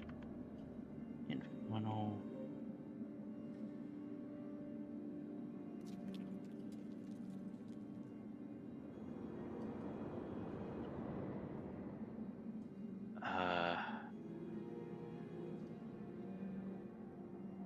Okay.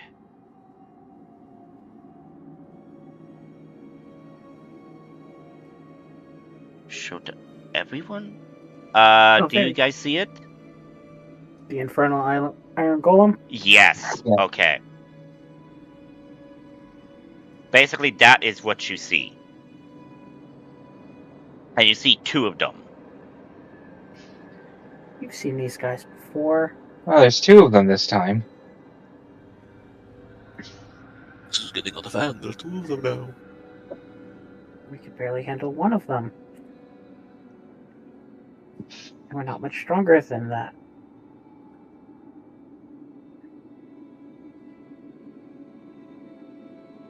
Adrian will cast a message and send it back down to where the party is. Tell them what he sees. Oh boy, I hope we don't fight any infernal iron golems. Ooh. Didn't have any water. Yeah, I don't think water would put them out. Is there any other paths to take, or is this the only way? This is the only way. You see a double-doored iron door.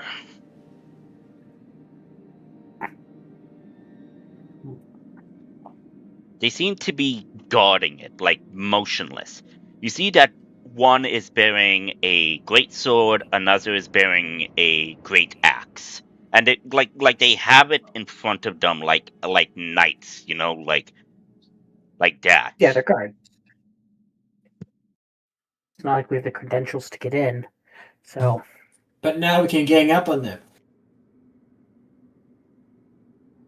How big across is this hallway? I said it's 100 feet. Oh, that's like huge. How far away are infernal golems? So Oh now, no, I meant like the other dimension of the hallway. If we were standing shoulder to shoulder. okay. Not So how do you long. see? You're on the new map.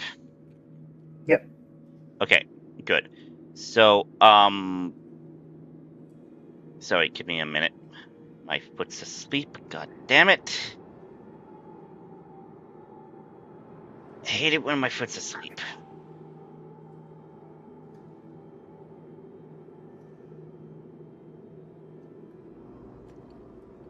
I'm trying to wake it up at the moment. Just give me a minute.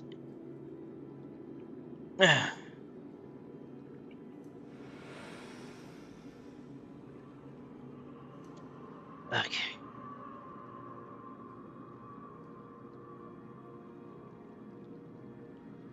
Okay. Do you see the image?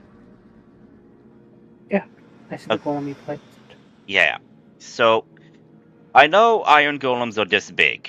They're large entities, right? I think so, yeah. But I mean, they're a custom-made monster, so you can make them whatever size you want. Oh, then they're humanoid sized, like they're regular sized.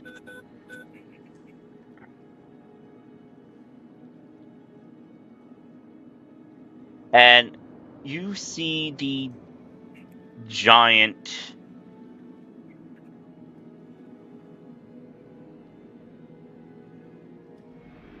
double-sided door that they are protecting.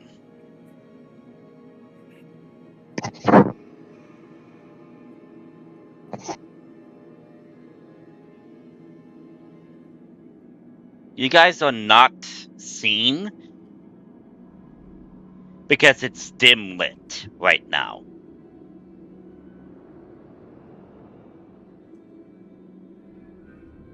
Okay.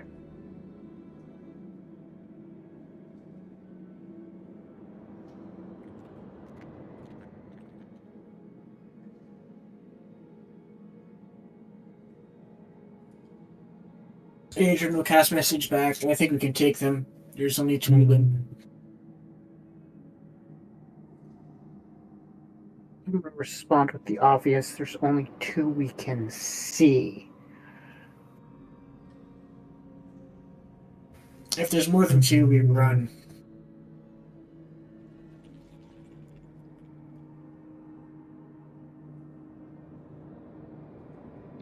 Yeah, they are usually iron golems are large construct, but they're like regular human sized. I mean, as the DM, you can technically customize a monster to be anything. You could make them tiny if you wanted to. Yeah, so they're I don't like, know why you'd want to, but yeah, they're like this size right now. Sorry.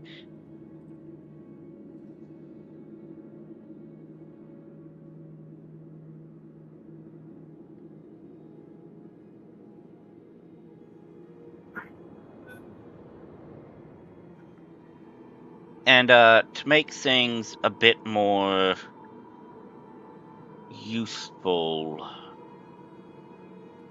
uh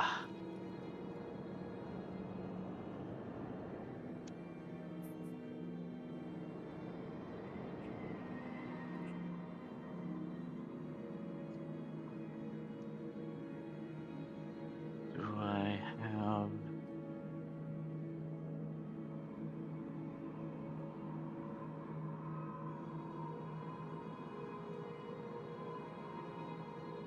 Okay, I need to take it from another map.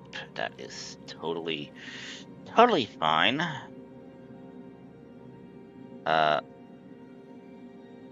Not what I want.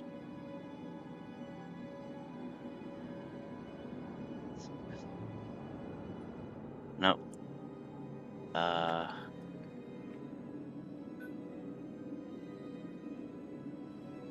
Here we go.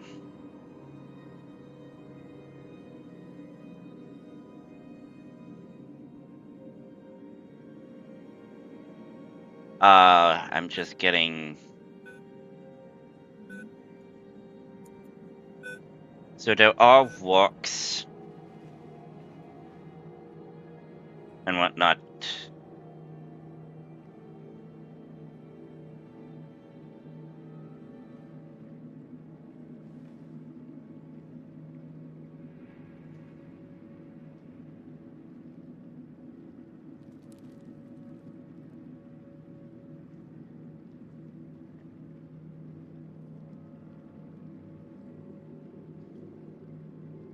I think you can see them, right? The rocks. So Yeah.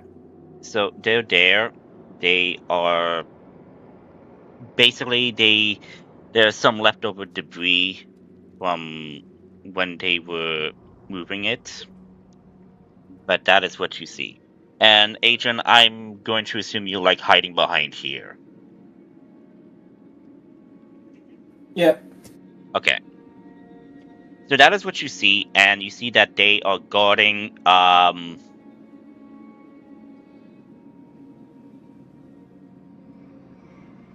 Massive doors.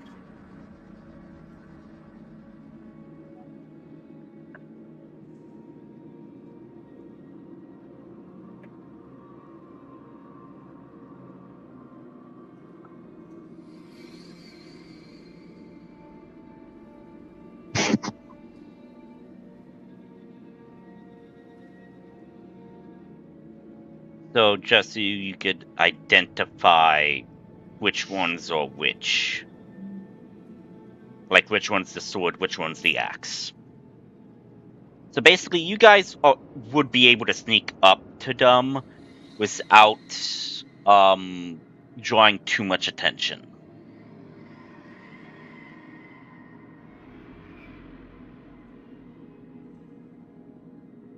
So you can sneak up if you so wish.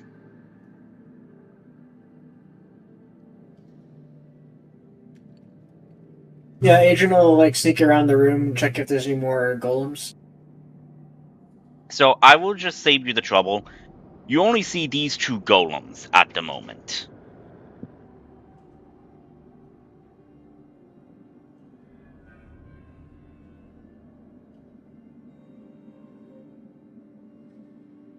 Okay, Adrian will cast a message and ask her what's the signal to attack.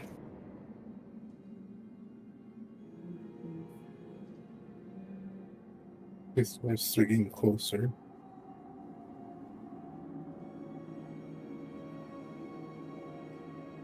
It will be when I cast Shatter. That is Before probably not a that, smart underground. But you do you.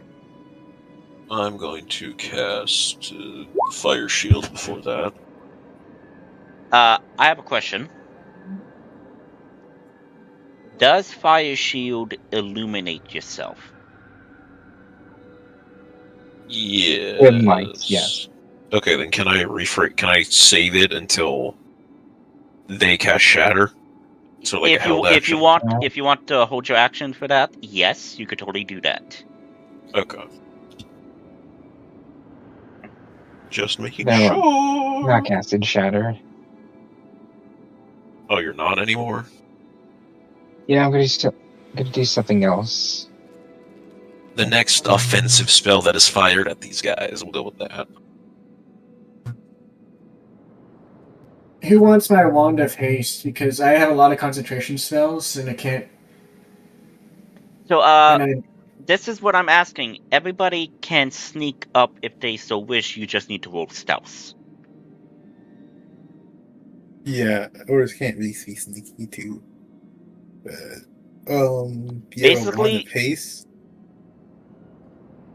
Yeah, I have a Wand of Haste that I'd like somebody to cast Haste on me with.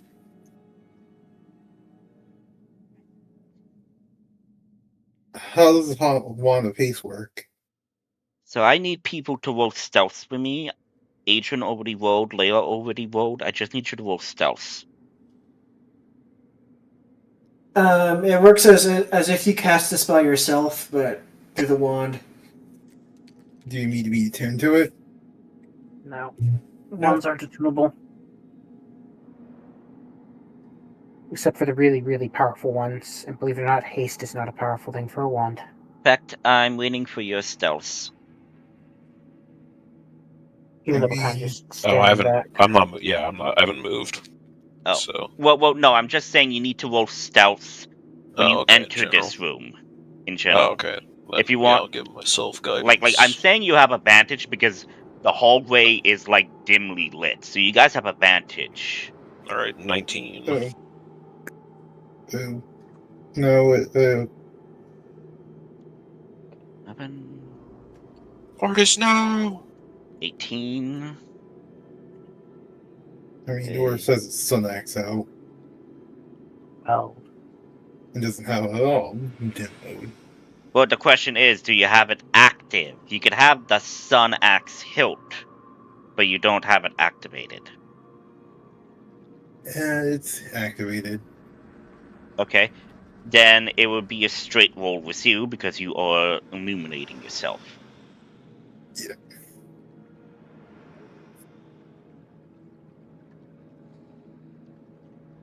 Okay. I got a 12.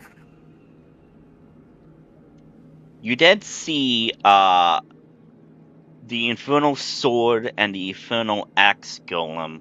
Basically, you see them lift their weapons, turn them where the blades are like facing upright, and they begin to march forward 5 feet. Somebody triggered the security system.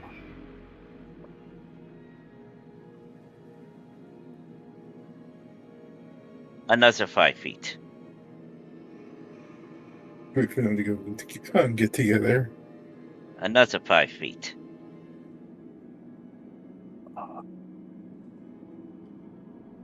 Another 5 feet.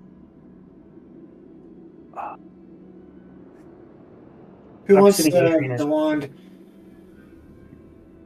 Another 5 feet. Well, I think we need to do this before we came down here. Because you need to give the wand to someone and you're nowhere near them. I'm not retconning that you gave the wand to anybody yet, so you need to say this beforehand. But another 5 feet. Can I use my 19 stealth to get over here, or do I have to roll again? No. You could say what you want to say. Like I just say, like roll stealth, and like you could position where you want to be. But this is what's happening. Another 5 feet. I'm just waiting for them to either attack Mortis or Adrian to walk up behind them and start stabbing. Well, I mean, here's the thing. They only see a bright light or so that is being illuminated where Ortis is. They are moving towards it to investigate. Another 5 feet. Okay, I'm fine. When they were right here is good enough. Okay. Lightning. Okay. Lightning as in lightning bolt? Yeah.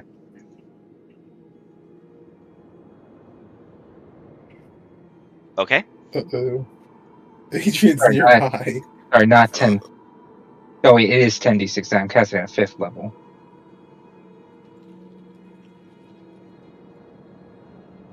Okay. Alright. With that spell, I will be activating Fire Shield. Okay. Sorry, I can't. Vile Shield? What? Oh, shoot. Why would you call it that? I can't speak today. My apologies. If you don't like fact, you could just say.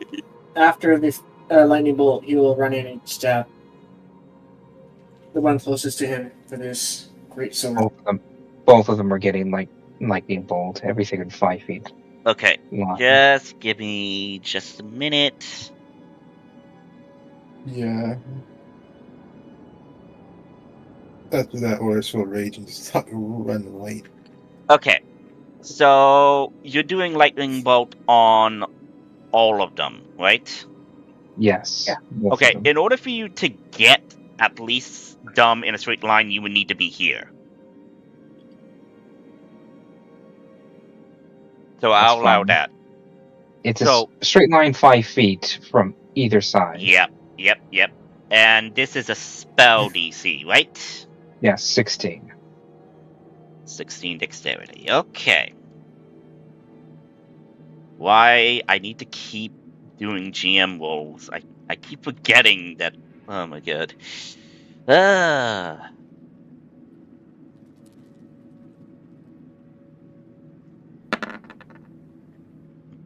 Okay.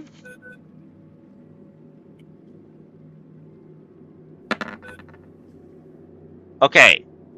1 succeeds, 1 fails. Well, the one who succeeds takes, I think, half damage, and the one who fails takes a lot of damage.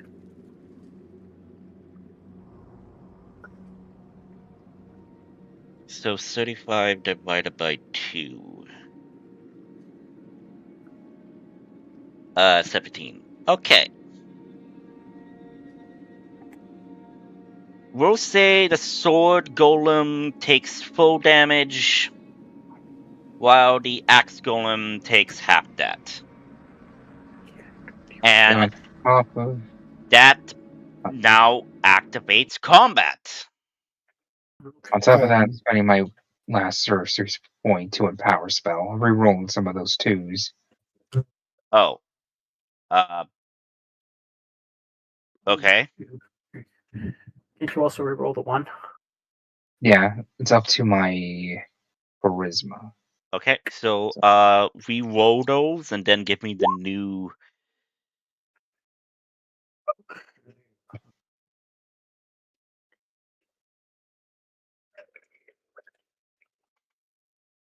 You rerolled 4 of them, so 1, 2, 3, 4. So 35 minus 7 plus 17. So 45. 45, so 45 divided by 2, that's 22. Okay. Got it. Yeah, okay. since lightning hits Horus Rage and goes up to them. And I think Adrian goes behind, backstabs. Okay,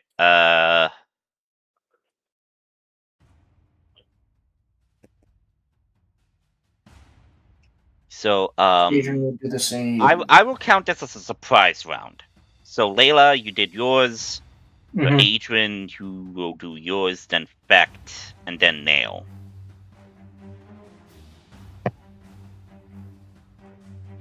Because Horus is apparently acting like a distraction.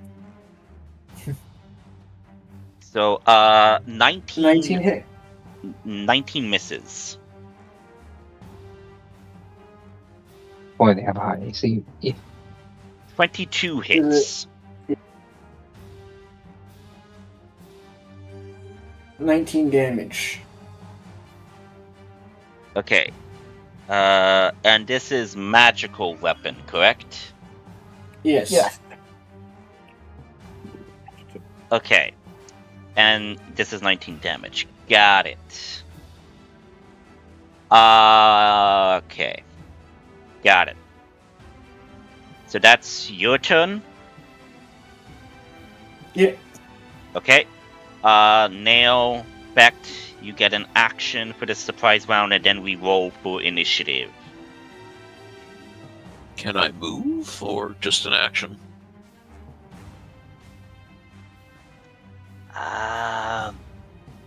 Yeah. I'm thinking, so surprise round, can you move and then do an action? I think you can only do an action. No, surprise rounds are rounds. So, yeah, you can move. Okay. Alright, well, I was just gonna dash and get over here, and then shillelagh. That was my surprise round.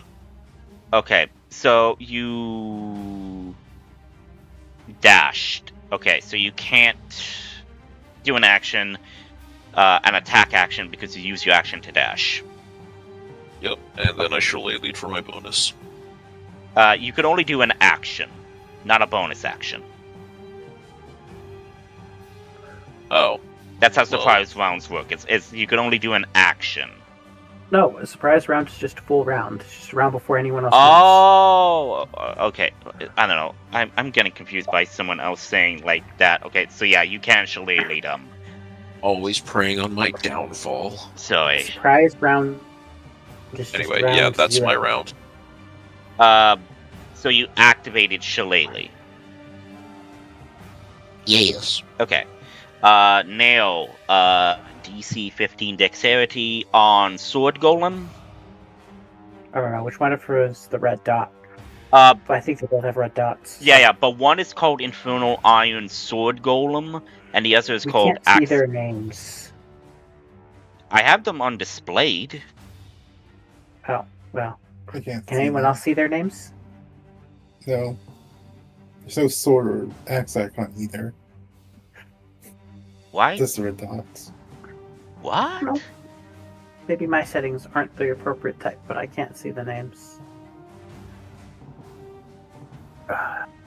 I guess. Oh, there we go.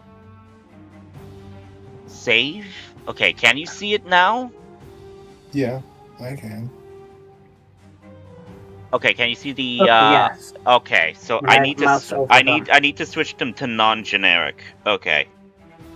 Because I took them so, from the thing as the monster stats. It's okay. Infernal Iron Sword Golem is getting Okay. Sacred Flame did it. So I need to make a dex save. DC 15 dex save or take 14 radiant.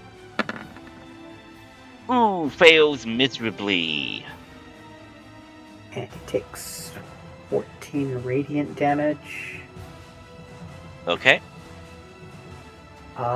And no, he just doesn't benefit. Yeah, it just takes 14 radiant damage. Okay. And I'm gonna move back into cover. Okay. Okay, that's I'm gonna pretty roll much initiative. it. Yep. The roll initiatives. very shitty initiative.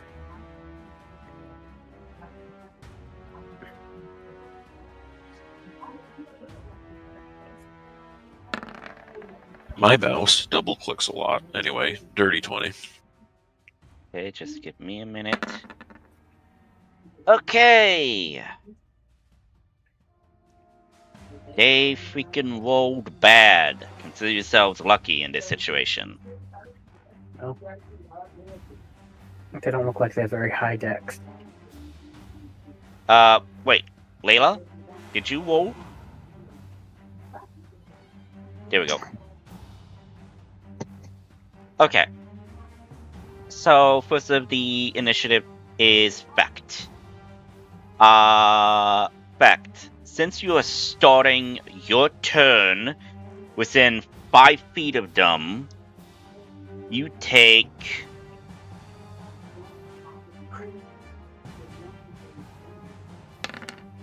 No damage. 'Cause you 5 like me? fire damage from the heat of this infernal iron golem.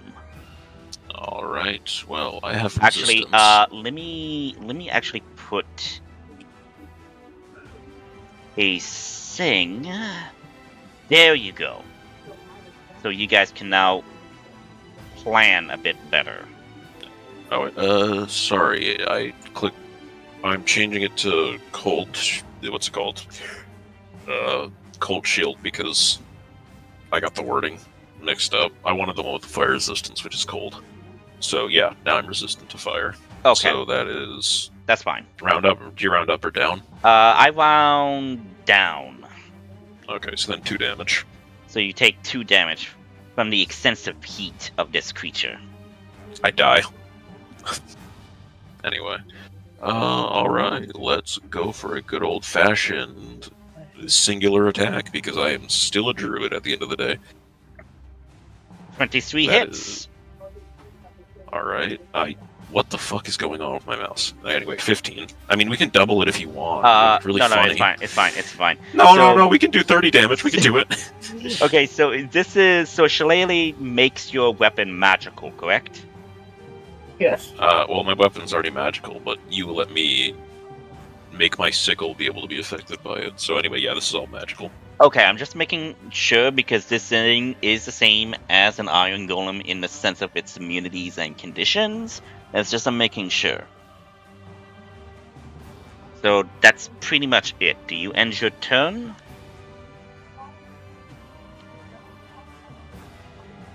Yeah. Okay. Adrian, it's your turn. And since you are also starting your turn in its radius, you take 2 fire damage. As your flesh begins to scorch a bit, like being roasted in an oven. Why did you roll a Constitution save? Concentration. Oh, right, because you have something active, right? Yeah, my Shadow of Moil. Shadow of Moil's active. Right, Shadow, sorry. Shadow of Moil.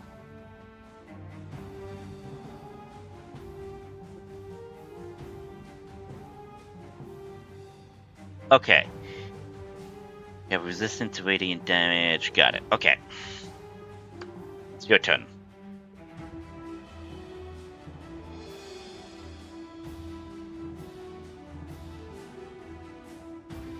So, yeah, 21, 24, those hits. 20 damage. 20 damage on Axe Golem. Got it. Is that your turn?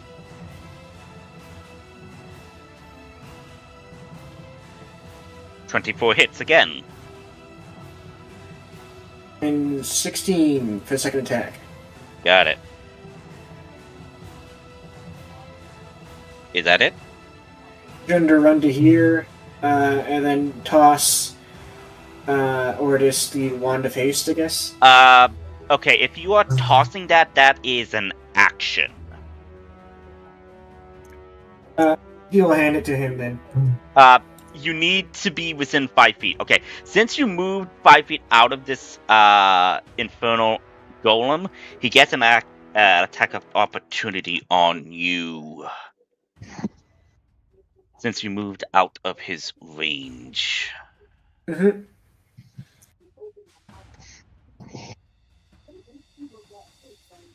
Okay, give me just a minute. Does a 23 hit you?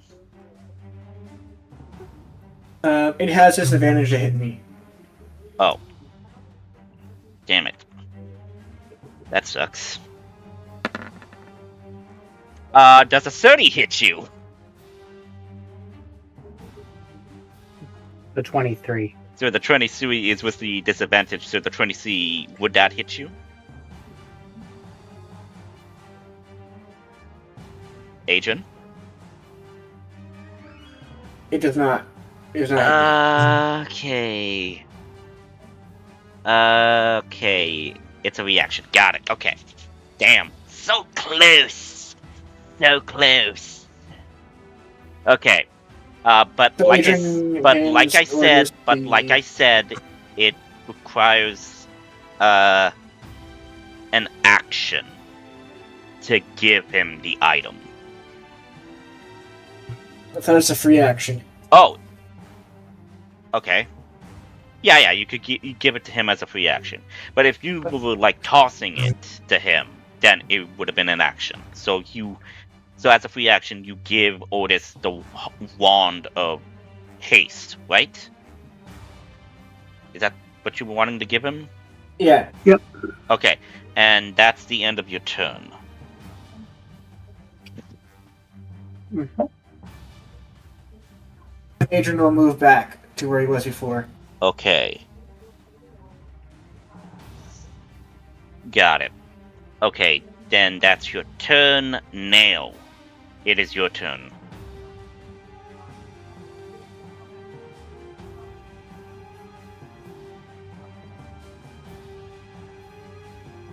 Why not? I'm gonna cast Magic Missile. On sword golem? Yep. At second level with cold damage. Oh.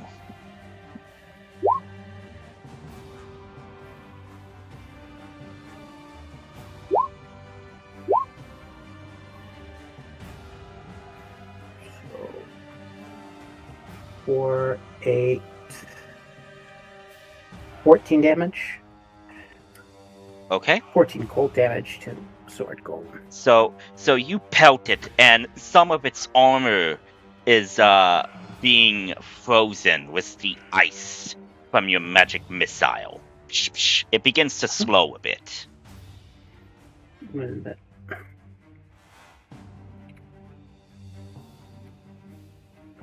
back here. Okay. And that's your turn? Yep. Layla, your turn.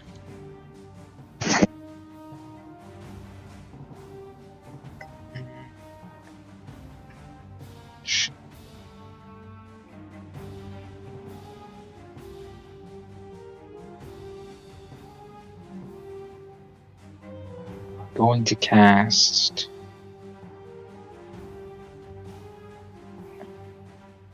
lightning bolt again.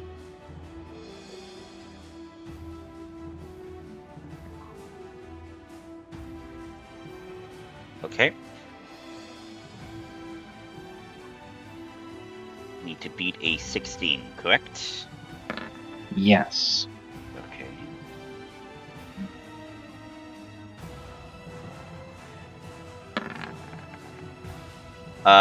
One fails, one succeeds. One takes half, the other one takes full.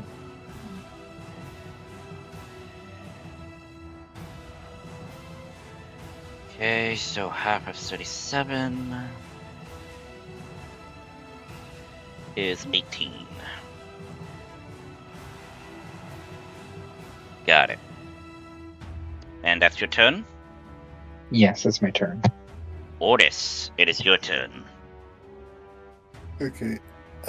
Boris does not know how to use the wand of haste, so he probably won't be using it right away.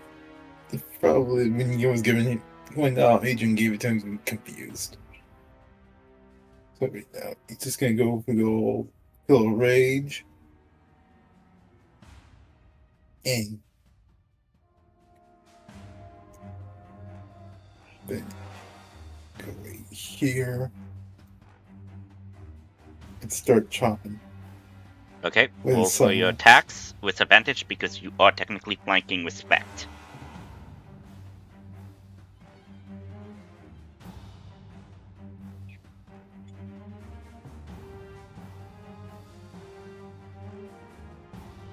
$19 misses.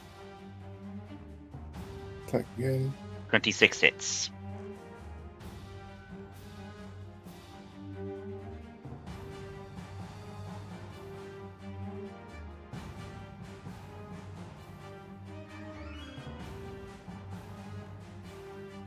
So that is 20 damage.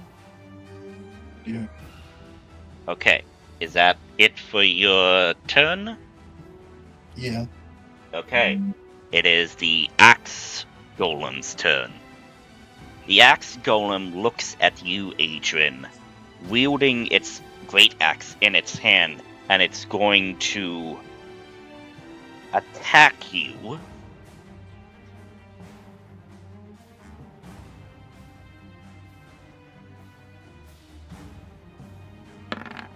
Does a 25 hit you?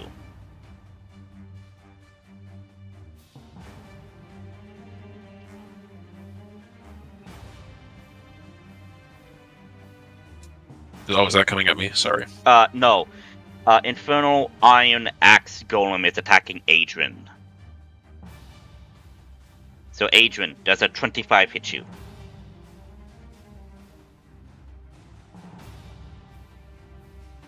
Remember, you have push to talk.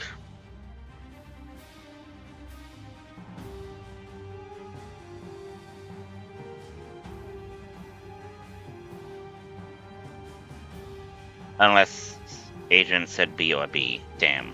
Okay.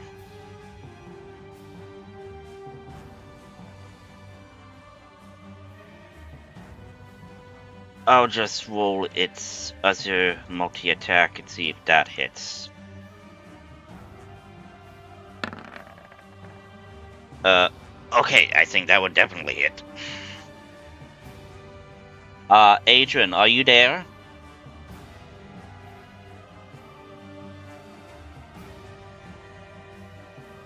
Okay.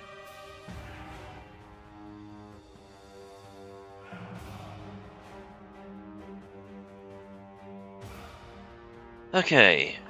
Adrian is not there temporarily. Okay.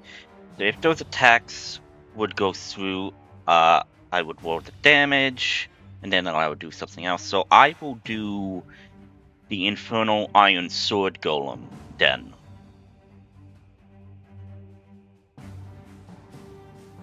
Okay, so you did see, everybody would see this, but the Infernal Iron Golem, you see its flame goes out for a minute, and then reignites in a icy blue flame. And you all feel, an icy breeze emanating from this Infernal Iron Sword Golem. Okay, Adrian, you're back. Okay, does a 25 hit you? That misses. Okay. Does a 32 hit you? 32 with disadvantage? Oh, shit. Oh, right, because you have... I keep forgetting you have that... keep forgetting. Sorry, let me re-roll. Okay, so... So the 25 would be the one with disadvantage, so that one would probably miss you. Yeah. And with the disadvantage, I rolled a natural 1, so that misses. God damn it! So that's it for its action. Its bonus action,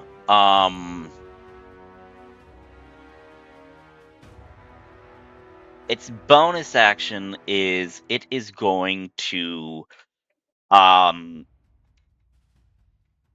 basically inhale and then burst its flames as it activates a type of rage ability.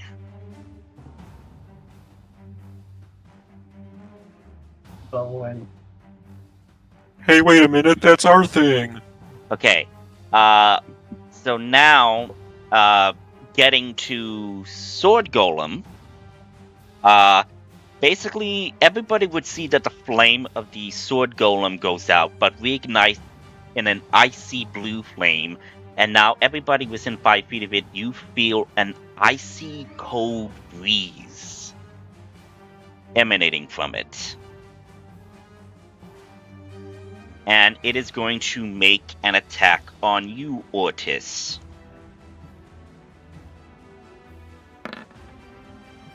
Does a 19 hit you? No. Okay. And I keep forgetting to do GM roll. Does a 28 hit you? Yes. Okay, good. Because I get to now activate this handy dandy little tippet.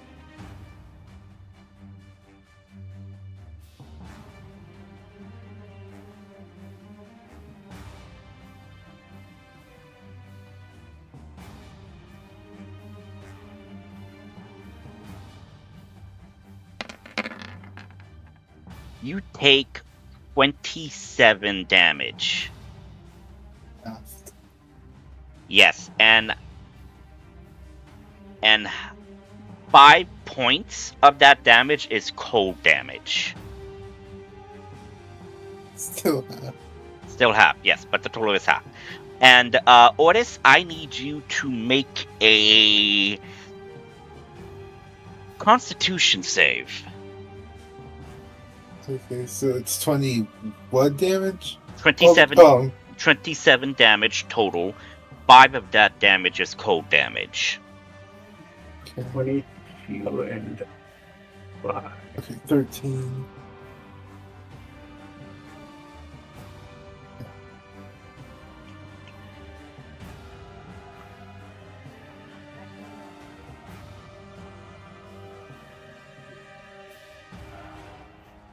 Constitution saving throw. Yes, a Constitution saving throw for me, please. You succeed. Okay. Top of the initiative. Fact. Since you are starting your turn, you take...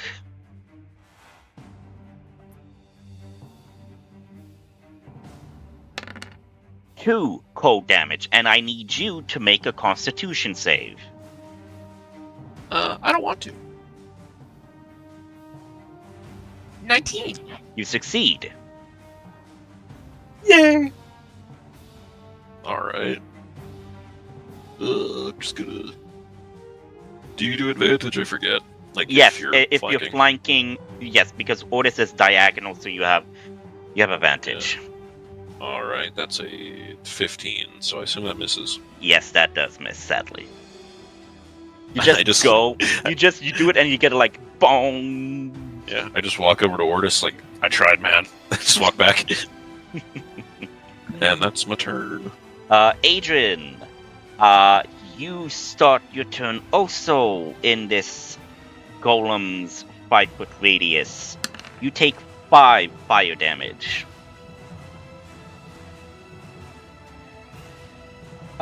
No. You don't roll a... Oh, wait. It's concentration. Yeah. Concentration, right. So I assume you failed?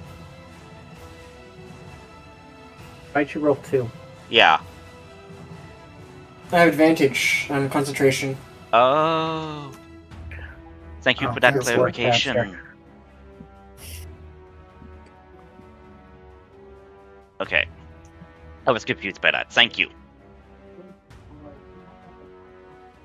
Okay, make your attacks.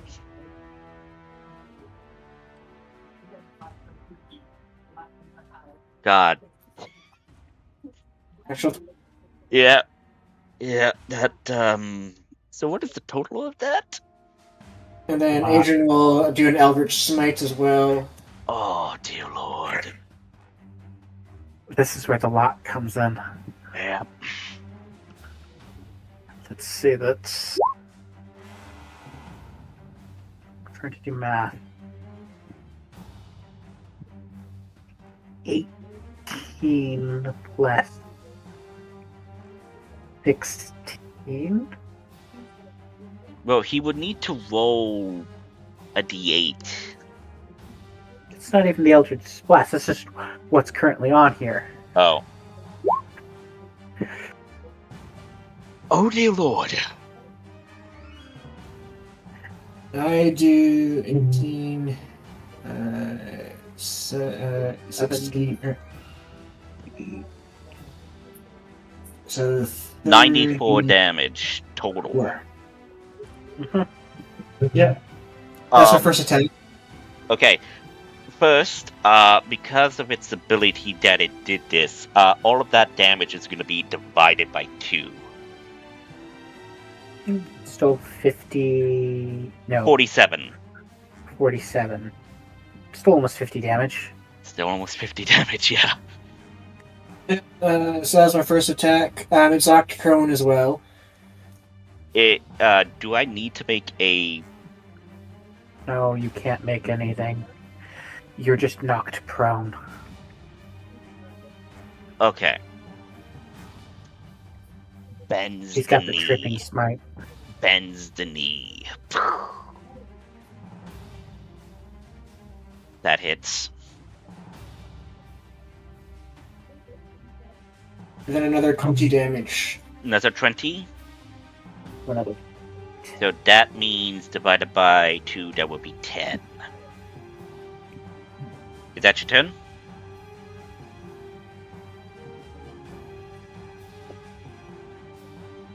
Then I cast Spiritual Weapon as a bonus action. Okay. And With a natural 20. okay, first, copy.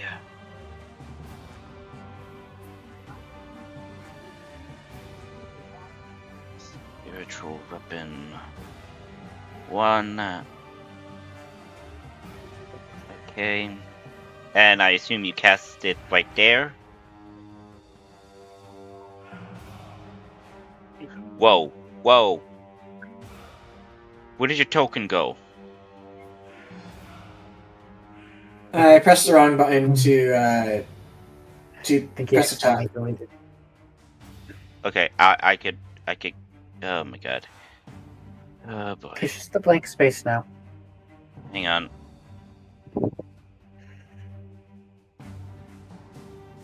I'll get rid of that and I'll repaste your token.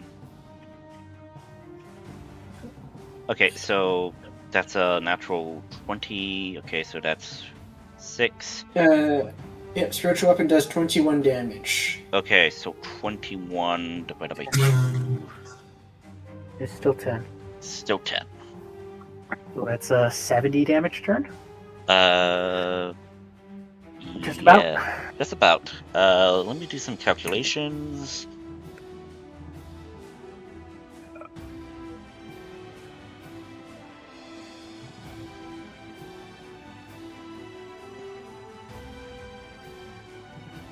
Damn, you guys are like killing this thing. Jeez Louise. Okay. I would say at this point you might have gotten it to half its health pool. Damn. Okay, Nail, it is your turn.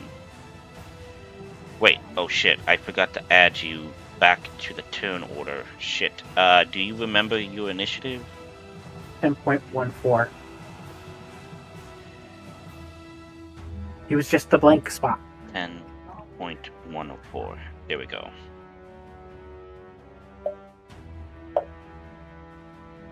Okay. Layla likes fire. She'll deal with the cold guy. Okay, so Nail, what are you doing? I'm gonna cast Magic Missile against the fiery dude.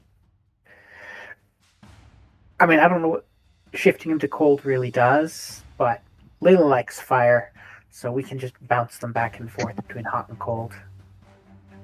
So, another 4th level Magic Missile.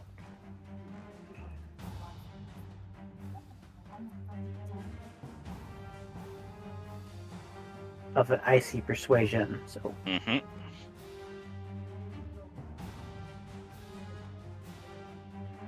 So that's 2, 4.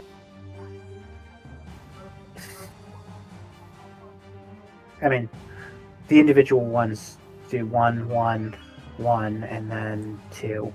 Mm-hmm. How much total is 5. this? 5 cold damage. No, Once you cut it no. in. No, like, give me a total of the amount of it. 2, 4, 6, 11. Okay, and 11 cold damage. And that's the total amount, so I divide that by 2. Yeah. That would be 5. Yeah. Okay, and that's so your turn? Still 5. Unless it's doubled because of Nope. I'm gonna over here. Okay, well... It's yeah, because so of its ability. I got... vulnerability and invincibility cancel each other out. Okay. So, that's your turn. Next is Layla. I really hope he turns to ice.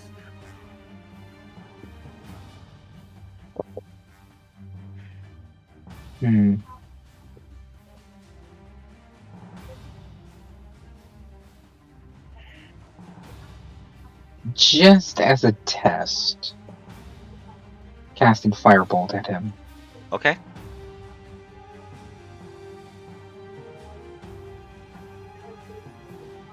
Roll to attack. 27 hits. 18 fire damage. 18 fire damage. That is 36 points on the sword golem.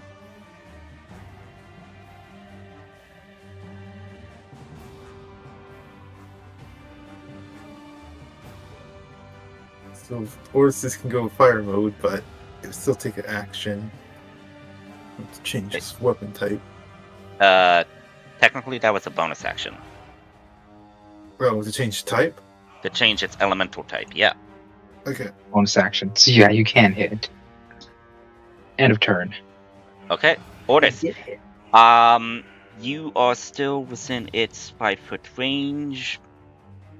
You take 1 point cold damage, so half that is like just 1. And I need you to make a Constitution save. Succeed. You guys are really succeeding. I have fun things for this thing, but you keep succeeding. At some point, you will fail. You should just stop us from Action succeeding. change elements to fire. Oh. First action or first action? Oh attack? wait. Are you talking about your Radiant Sun Axe? Yeah. Oh, okay. I thought you were asking about the golem, but yeah, you can use a bonus action to change its elemental type for your Sun Axe. I agreed on that. Okay. So the first attack will be disarming. I'm gonna disarm him. Okay. That hits. Disarm. Do I not need to make a strength save?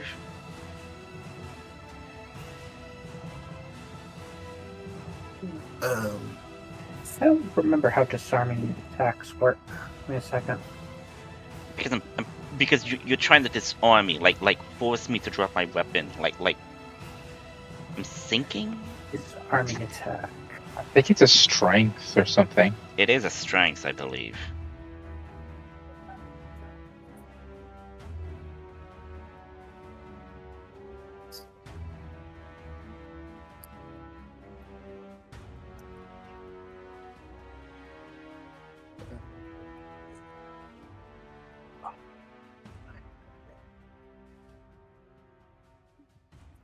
Disarming attack.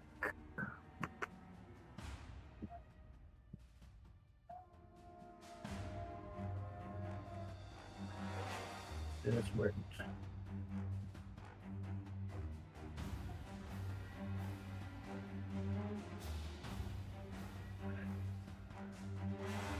But the weird thing is, I'm constantly getting the fact that disarming attacks just for the Battle Master? Battle Master. Yeah.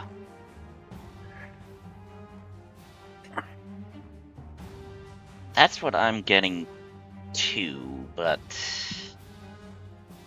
I mean, you could try to grab its weapon and pull it from him. Yeah, this is more like attacking its arm and forcing it to. Oh. Okay, then if that's the case, then I will roll to see if it could hold its grip. So I think that would be a strength-based thing. Oh, here.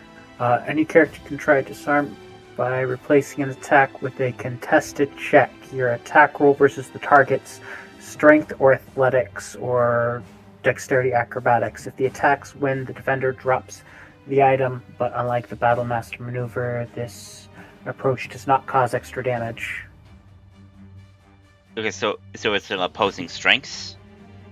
So, it is an opposing check against the attack roll and either the target's strength/athletics or dexterity/acrobatics. Okay. So that's be 28. Dirty 20. You managed to disarm the sword from it. Yes. Okay. Flying to the ground. Second attack. Damage. Yeah. Second attack. 21. 21 hits. Chest. And in my free action, grab the sword. Or, yeah, grab the sword. Okay, wait. Are you gonna do damage? Are you doing damage? Oh yeah. Are you doing it? Are you holding your sun axe Two-handed. two-handed? So that's 6. Okay. Thank you for that. I just Plus need. rage. Yeah, I just need confirmation. Rage. Oh, 6 plus 5, so that's 11. Yep. Okay. So a stat and free action. You want to try and grab the sword. Yep. Okay, you grab it, and immediately I need you to roll a Constitution save. Oh. At disadvantage, actually.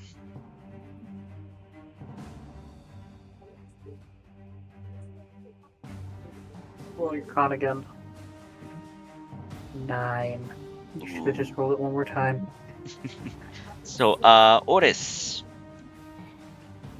you take another 1d6 cold damage. So you take 4 cold damage.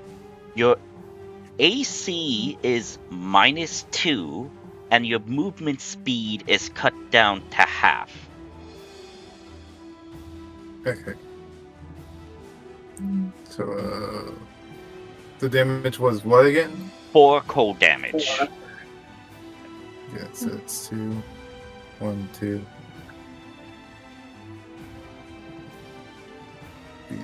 Is that your Okay. turn? Yeah. Okay. Axe Golem. Axe Golem stands up. No longer prone. This creature is, you see that it's like the Destroyer from Marvel. Its faceplate begins to open. You see the flame. Actually, no. You see its flame also dulls, and then switches to cold damage as well. Then its faceplate opens up. And I need you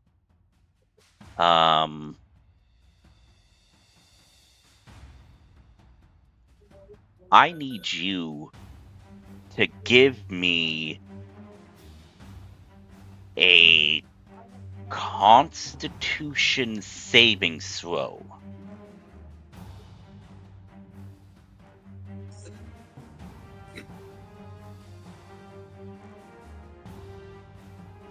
Ooh, okay. So here's how this is going to happen.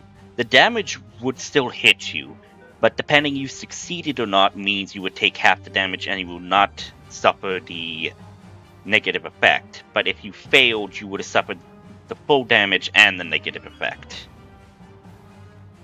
So you also have a penalty to your movement, and your AC is also -2.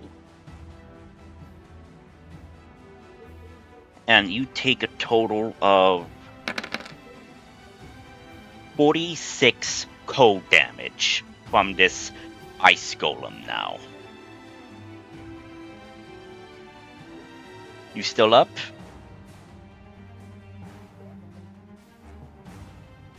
Yes, I'm still up. Shadow Moil pops. Okay. Gee, no, I'm gonna use a luck point to reroll that Shadow Moil thing. Okay. We roll that. I'll allow that. Don't get a... Oh, you succeed. Yeah. Okay. So this thing just shifts to ice, and then, like, we can ice blast you. You're basically covered in ice. You get a little bit of frostbite on you. Is that your turn?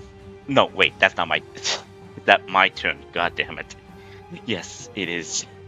Oh my god. Sword Golem. Oh my god. Yes, no sword. Yeah. But now, because you, Otis, are holding it, this creature is then going to make an attack on you with its fists.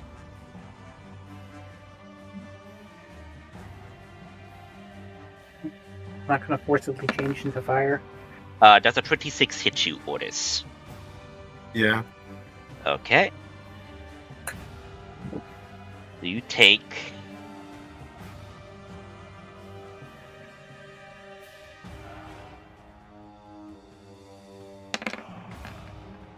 You take 14 damage, and 4 of that damage is cold damage.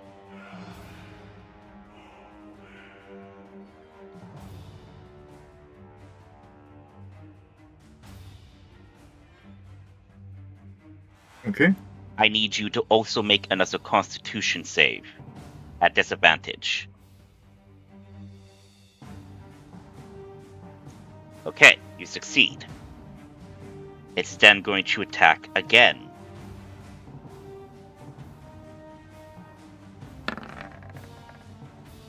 Uh, 15 probably misses you. Yeah. Okay, that's gonna be it for that turn. Now, I just need to double confirm the HP of my golems. Because you guys freaking go ham on them so quickly I can barely do any fun things with them.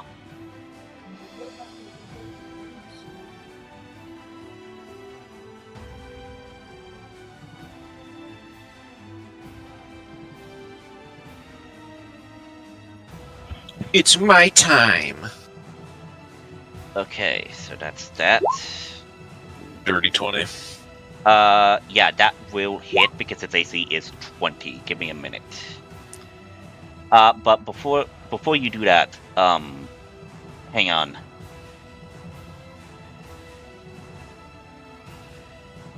Crap. Oh my god, trying to make sure I don't get a freaking leg cramp. Hate those. Okay, this thing also is at its half health pool. Okay, so 9 slashing. I'm assuming you're doing shillelagh every time you do this, right? I don't need to do it every turn. Okay.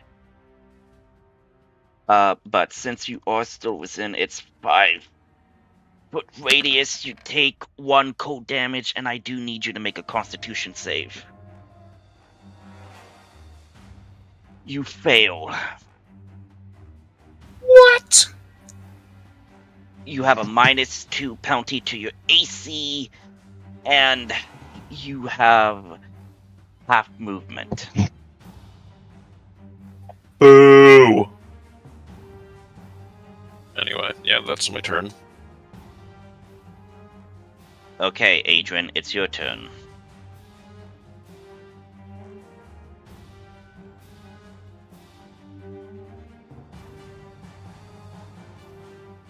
Yeah, that hits. Oh wait, shit! Wait. Wait. I forgot. I need to constantly do this. I need to roll damage because you're in its radius.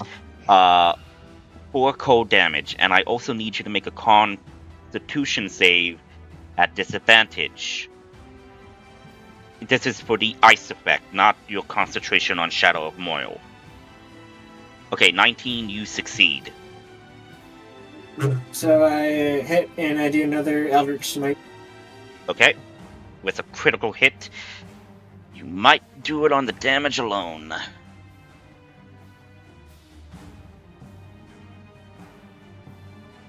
Oh my dear god.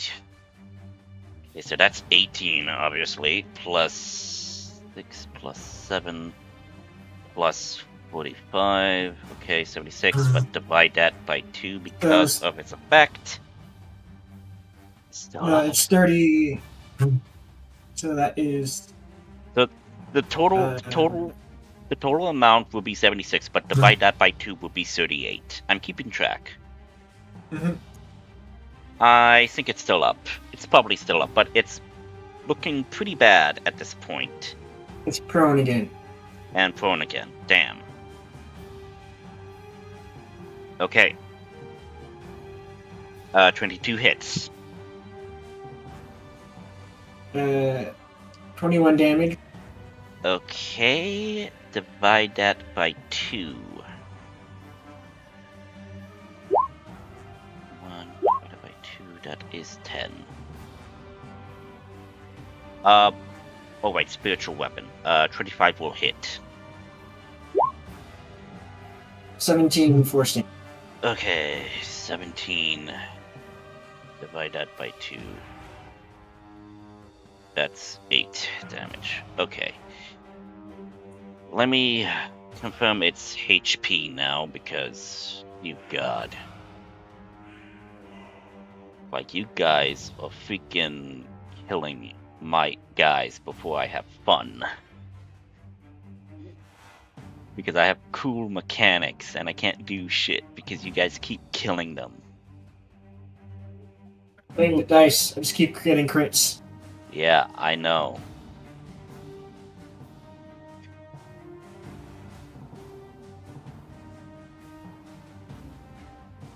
Okay. How do you want to do this?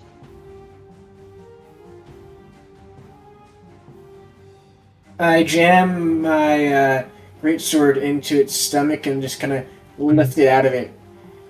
And What? then, stab my greatsword into its stomach and then drag it upwards and pull out of its head.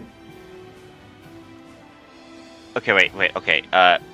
You stab it and then you drag it forward? And I pull it upwards, so I bisect it basically. oh, bisect it upwards. Okay. Okay. As soon as you do that, you all of that. I now need to make a percentile. Call high or low. Low?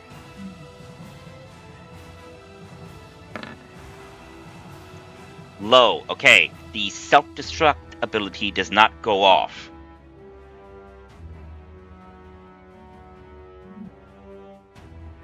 Yep. Lucky you. Is that your turn?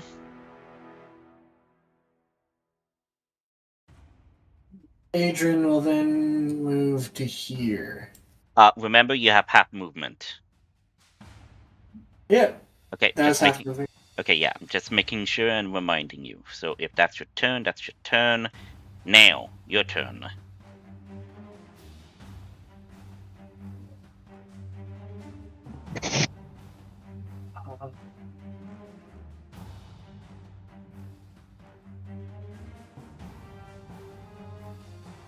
I guess I'm gonna do the things that all warlock I'm for. 1, 2, 3.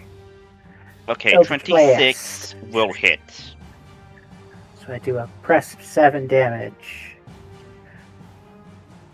Okay, is that your turn? Yeah, sure.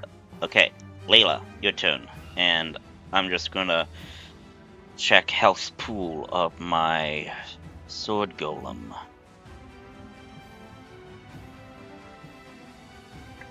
Going to firebolt it.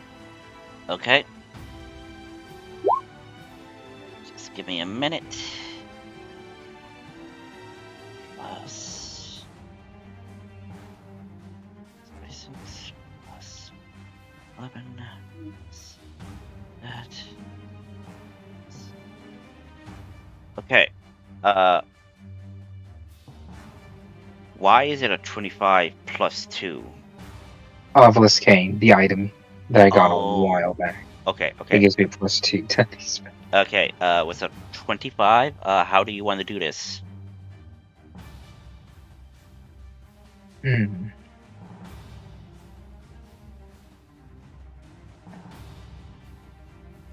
Is its mask opening and closing? Its mask is closed. It only opens when it's doing that, Destroyer Being Breath ability. It is closed. I fired it when I was about to open. Okay. For an attack. Okay, sure. Enters enters inside and blows, causing a small explosion inside of itself. Okay, falls to its knees. Call high or low. Low. The self-destructibility does not go off. You are safe.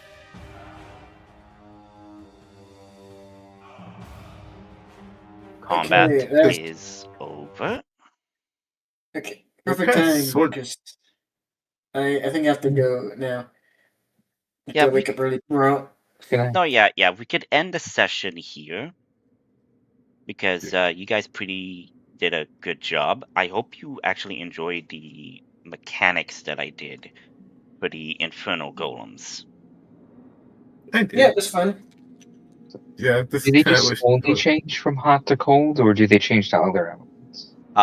Well, you only encountered this type because you read the manifest that this guy asked for Icium gems, so maybe he did a thing to allow it to shift between the elements. It's true. Okay, see you guys next time.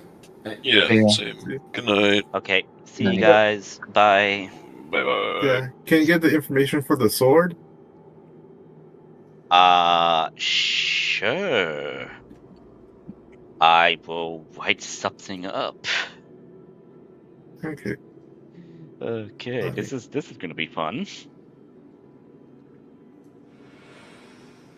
All right. Bye.